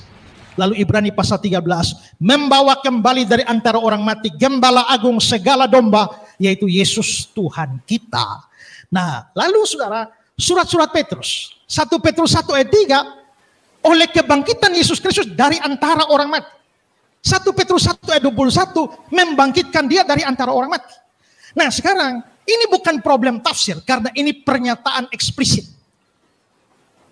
Kalau mau setara dengan ini harusnya Pak Kainama berikan pernyataan eksplisit bahwa Yesus tidak mati. Tapi tidak ada pernyataan eksplisit itu. Yang ada adalah pernyataan sebaliknya secara eksplisit bahwa Yesus itu mati. Itu berarti tidak ada kemungkinan Yesus hanya disalibkan tapi tidak mati. Dan anehlah kalau tadi Pak Kainama pakai ayat-ayat Alkitab ini dari Matius, dari Markus, dari Lukas, dari Yohanes untuk membuktikan bahwa Yesus tidak mati. Padahal di bagian-bagian lain dari ayat itu secara eksplisit bilang Yesus mati dan bangkit. Lah jadi bertentangan dong. Itulah sebabnya saya bilang itu problem tafsir. Ya. Nah, sekarang jadi bertentangan bukan Alkitabnya bertentangan. Audiens mohon tenang dulu. Ya, yang saya bilang jadi bertentangan, kalau saudara ketawa, saudara nggak mengerti, logikanya nggak jalan. Karena yang bukan Alkitab bertentangan, penafsirannya Pak Kainama dengan Alkitab jadi bertentangan, membuat Matius bertentangan, membuat Markus, Lukas bertentangan dengan tafsirnya itu. Ya, nah jadi saudara, sekarang mengapa catatan perjanjian baru ini penting? Karena perjanjian baru ditulis dalam kurun waktu yang begitu dekat dengan peristiwanya, yaitu peristiwa Yesus mati dan bangkit. Kedua adalah Alkitab mencatat kesaksian para saksi mata. Waktu Lukas menulis Injilnya di Lukas 1 ayat 1 sampai 2, khususnya di ayat 2 dia bilang seperti yang disampaikan kepada kita oleh mereka yang dari semula adalah saksi mata. Di Kisah pasal 2 ayat 32, Yesus inilah yang dibangkitkan Allah dan tentang hal itu kami semua adalah saksi. Di Kisah 3 ayat 15, demikianlah pemimpin kepada hidup telah kamu bunuh, Allah membangkitkan dia dari antara orang mati dan tentang hal ini kami adalah saksi. Dan masih banyak ayat yang lain. Tapi saya mau berikan satu dari 1 Korintus pasal 15. Ya. Next 1 Korintus 15 ayat 3 sampai 6. Sebab yang sangat penting telah kusampaikan padamu, yaitu apa yang telah kuterimu sendiri, ialah bahwa Kristus telah mati karena dosa-dosa kita sesuai kitab suci. Dia telah dikuburkan, dia telah dibangkitkan pada hari yang ketiga, dan dia telah menampakkan diri kepada Kefas dan seterusnya. Ayat 6. Sesudah itu dia menampakkan diri kepada lebih dari 500 saudara sekaligus. Kebanyakan dari mereka masih hidup sampai sekarang, tapi beberapa di antaranya telah meninggal. Artinya apa? Kalau kamu mau cek and recheck silakan. Dari 500 orang tuh mayoritas masih hidup. Artinya itu saksi mata semua. Jadi di sini kita bisa melihat bahwa yang saya berikan ini adalah catatan saksi mata bahwa Yesus mati dan bangkit. Nah, dan boleh saya tambahkan bahwa kesaksian Alkitab sejalan dengan kesaksian-kesaksian atau bukti-bukti sekuler yang ada. Nah, sekarang saya bisa tunjukkan juga banyak dari bapak-bapak gereja di luar Alkitab yang hidup pada abad-abad pertama, ya, abad pertama, abad kedua itu yang menyatakan bahwa memang Yesus itu mati dan bangkit. Ignatius yang lahir tahun 50 dan meninggal tahun 115. Itu dia ada kutipan di sini ya. Dia disalibkan dan mati di bawah pemerintahan Pontius Pilatus. Dia benar-benar dan bukan hanya tampaknya saja, disalibkan dan mati dan seterusnya, ya. Lalu ada Clemens dari Roma.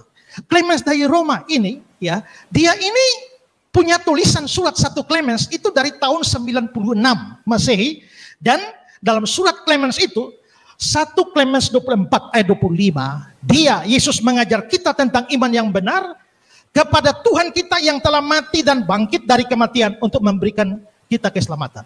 Lalu 1 Clemens ayat 42.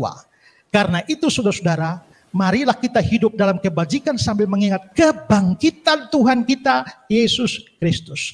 Ada Justin Martyr yang lahir tahun 100, mati tahun 165. Itu juga punya kesaksian dalam First Apology. Ayat yang ke-13. Guru kita tentang hal-hal ini adalah Yesus Kristus. Yang juga dilahirkan untuk maksud itu. Disalibkan di bawah pemerintahan Pontius Pilatus. Wali negeri Yudea pada zaman Kaisar Tiberius. Waktu kita dengan wajar menyembah dia. Setelah mengetahui dia adalah anak Allah yang benar. Dan Ya, kawan-kawan, itu dia sudah mulai memaparkan ya fakta-fakta sejarah yang diperoleh dari tulisan-tulisan gitu ya, bukan dari googling ya. Beda dengan si Kainamus ini, dia buat googling. Oh sebentar. Tolongan kepada. Oh belum mulai ya. Orang itu masih iklan. Sabar. Oke. 54 tadi 1. Belum mulai ya. Sekarang kita lanjutkan lagi kawan. Nanti kalau sudah mulai kita bergabung sama mereka ya. untuk menunjukkan bahwa kesaksian bahwa Yesus itu mati itu tidak hanya datang dari kalangan Kristen atau dari Alkitab. Pertama dari Cornelius Tacitus. Ini adalah senator dan sejarawan Roma, lahir tahun 52, meninggal tahun 120. Dan ingat, dia bukan orang Kristen. Dia menulis tentang Yesus dalam karyanya yang berjudul Annals. Itu sekitar tahun 116. Dan sekarang saya kasih kata-kata Tacitus. Cornelius Tacitus.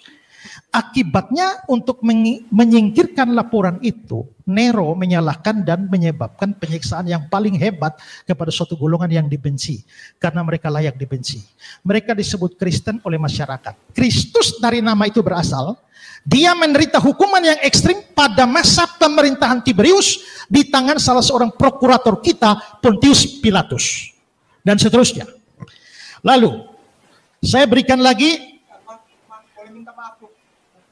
Boleh nggak ulang lagi tadi baca yang tadi itu setelah warna biru itu dan suatu apa? Oke. Dan suatu tahyul yang paling jahat. Yang diperiksa pada waktu itu. Mengapa tahyul? Karena ini orang non-Kristen. Dia tidak percaya Yesus, dia anti-Kristen. Makanya dia menyebut itu tahyul. Tapi itu menunjukkan bahwa dia Kristus dari nama itu.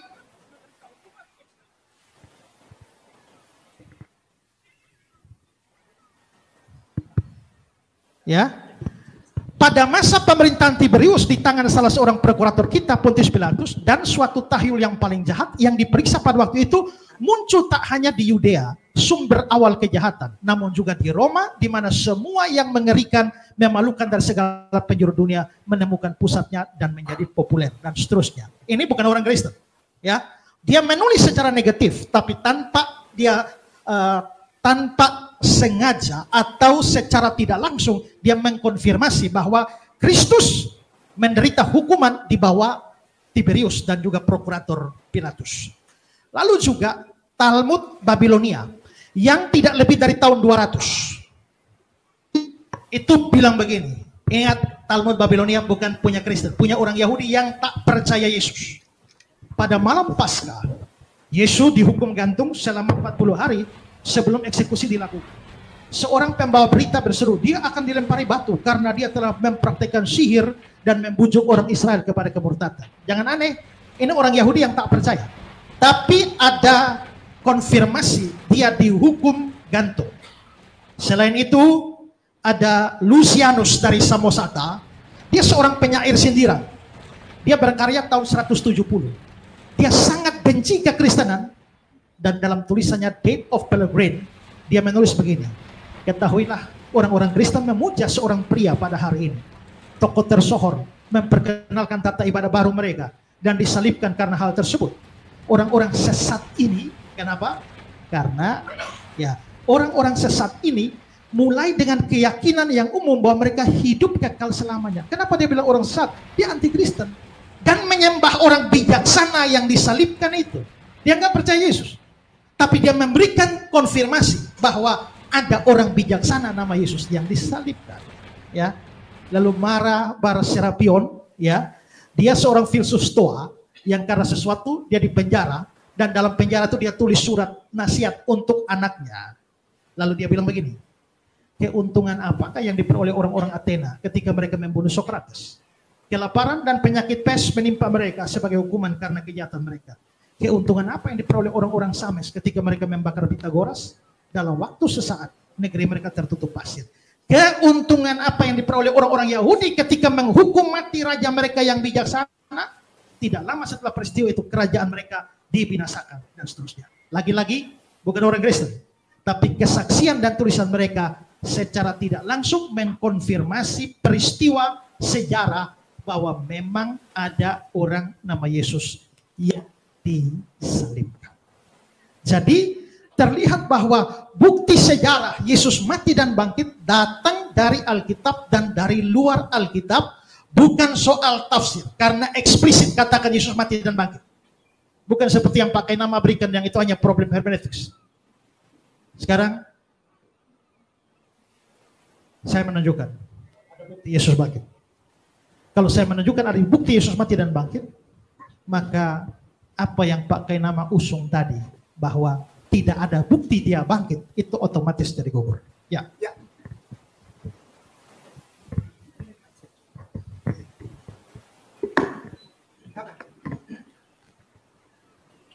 Saya giliran. Maksudnya menanggapi itu. Menanggapi Pak Pendeta.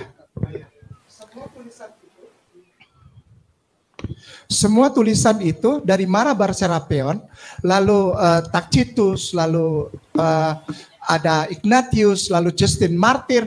Pak Pendeta kurang satu, Pliny mestinya masukin Pliny di Elder masukin. Gini, kurang. Boleh saya jawab? Katanya saya. Ya, Pak kan bertanya. Oh, saya bertanya.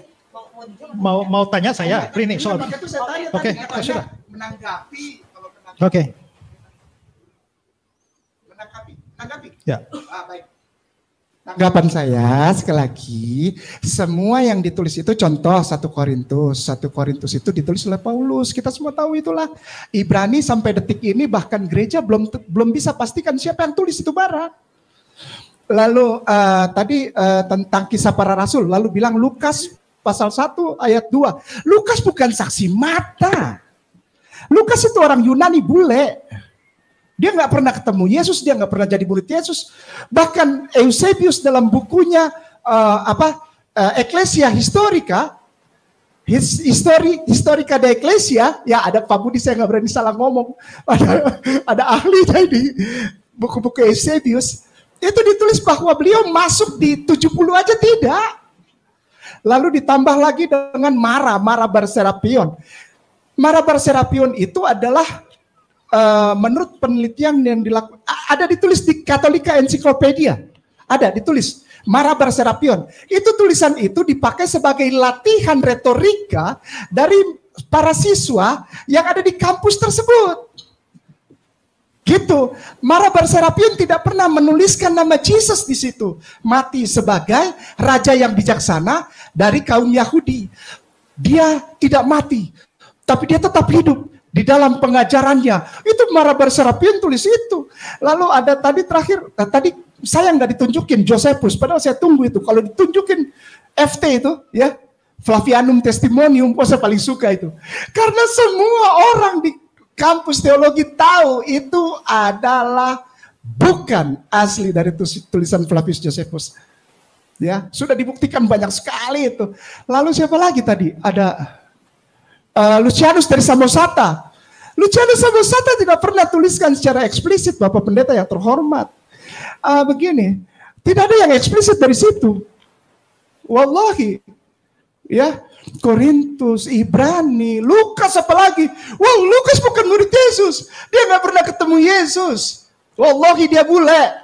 Wallahi, ya, yang tulis apa? Bahkan terakhir yang tulis itu yang saya sangat hormati, Ibu Pendeta. Ibu Doktor Rita. Ibu Doktor Rita tulis itu di Sabda. Wah, dahsyat banget. Begini Pak Pendeta, saya masih tunggu lagi.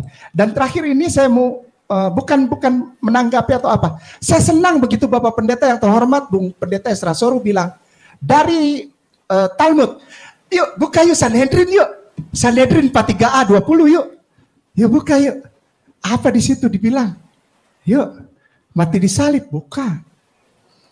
Kalau Pak Pendeta bawa itu, saya sedih Pak Pendeta. Kenapa? Yesusnya jadi terhina sekali. Sanhedrin 43a 20. Aduh, saya berdoa ya Allah kalau bisa Bung Pendeta jangan bawa itu, soalnya kasihan. Sedih. Yesus jadi hina sekali. Udah, buka Google, sudah. Di sini juga, supaya yang sebelah sini bisa lihat. Nggak usah perlu muka kayak nama langsung hitam buat apa lagi, ya kan? Sanhedrin 43 klik, ya kan? Asik nih, saya senang nih. Saya masih tunggu lagi kalau ada Hebrew, saya paling senang betul. Asli nih. Berkah buat saya dari Pak Pendeta Esra Sorun. 43A cari angka 20. Angka 20. Nah, mana dia tahu? Ada. Udah 20. Iya. 19. Gemara says, and he cries out concerning terus the Mishnah teaches. Ya ini nih. Ini nih. The cry scroll out-nya nih. Ini di blok nih. Di blok habis lalu translate aja supaya kita bisa baca sama-sama. Aduh, sedih kalau baca ini. Saya justru menghindari ini. Saya sudah Muslim, saya sudah Islam, tapi saya menghindari ini karena sedih kalau baca ini. Dipakai, ya Allah. Ini parah ini. Kalau ada di potongan video tuh gini nih. Ini parah ini. Ini parah ini. Parah ini. Bahasa Inggris lah. Bahasa Inggris Indonesia lah. Kok jadi grogi Dan? Biasanya cepet Dan. Ada cewek Dan? Gedein dong. Gedein Dan. Mishnah mengajarkan bahwa seorang juru bicara keluar di hadapan. Apa itu? Terhukum. Ini menunjukkan bahwa hanya di hadapannya, yaitu saat ia digiring ke eksekusinya. Ya, si juru bicara keluar tapi sejak awal belum marah menimbulkan terus. Mana Yesus Nazaret? Ini dia. Malam Paskah. Ya, perhatikan baik-baik. Tetapi bukankah diajarkan dalam Baraita pada malam Paskah mereka menggantung mayat. Bukan mati di kayu salib, udah jadi korban, sudah jadi jenazah baru digantung dorang. Mayat orang Nazaret setelah mereka membunuhnya dengan cara dirajam. Demikian, syukran.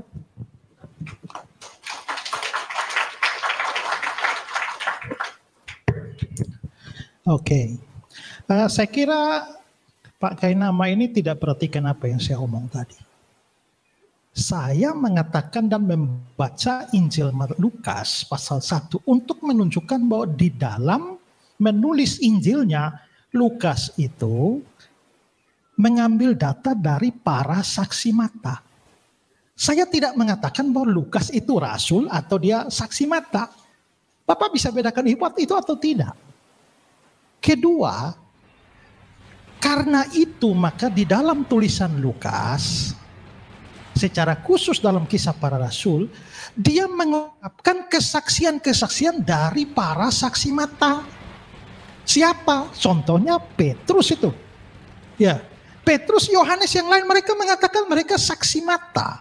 Jadi beda antara mengatakan bahwa Lukas adalah saksi mata dengan Lukas menulis kesaksian para saksi mata, ya. Lalu yang kedua, ya, kalau soal Lucianus dari Samosata itu tidak menyebutkan nama Yesus, konteksnya dia mengatakan bahwa orang-orang Kristen memuja seorang pria pada hari ini yang tersohor. Siapa lagi yang dipuja oleh orang-orang Kristen selain Yesus? Eksplisit tidak ada Yesus, tapi konteks bahwa orang itu, pria itu dipuja oleh orang-orang Kristen, ya sudah pasti itu adalah Yesus. Dan ada pernyataan eksplisit bahwa orang bijaksana yang disalibkan itu.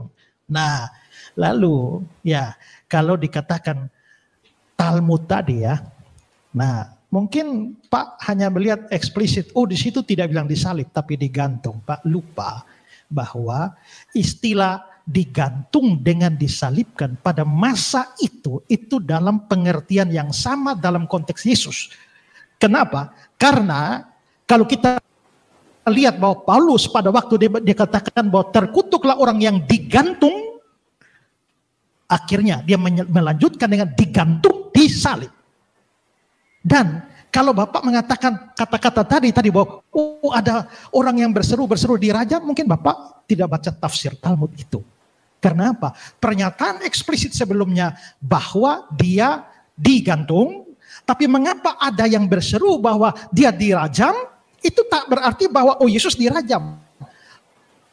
tafsir terhadap Talmud itu menyatakan bahwa sepertinya ada perencanaan awal untuk hukuman mati bagi Yesus itu adalah dirajam.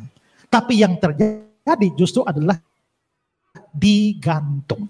Jadi kembali pada ini, mau bagaimanapun juga ya Bapak bilang bahwa oh kenapa tidak kasih Pliny, saya punya Pak. Ya, saya punya Pak. Ya, kalau Bapak mau kita debat tentang Yosefus juga boleh.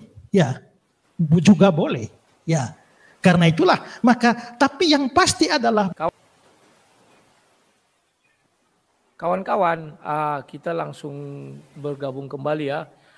Tapi sebelum bergabung kembali, saya buka room baru. Kalian masuk ya. Karena kalau terlalu panjang ini sudah 2 jam, gak enak nanti menonton 4 jam ya. Ini sesi kedua. Aku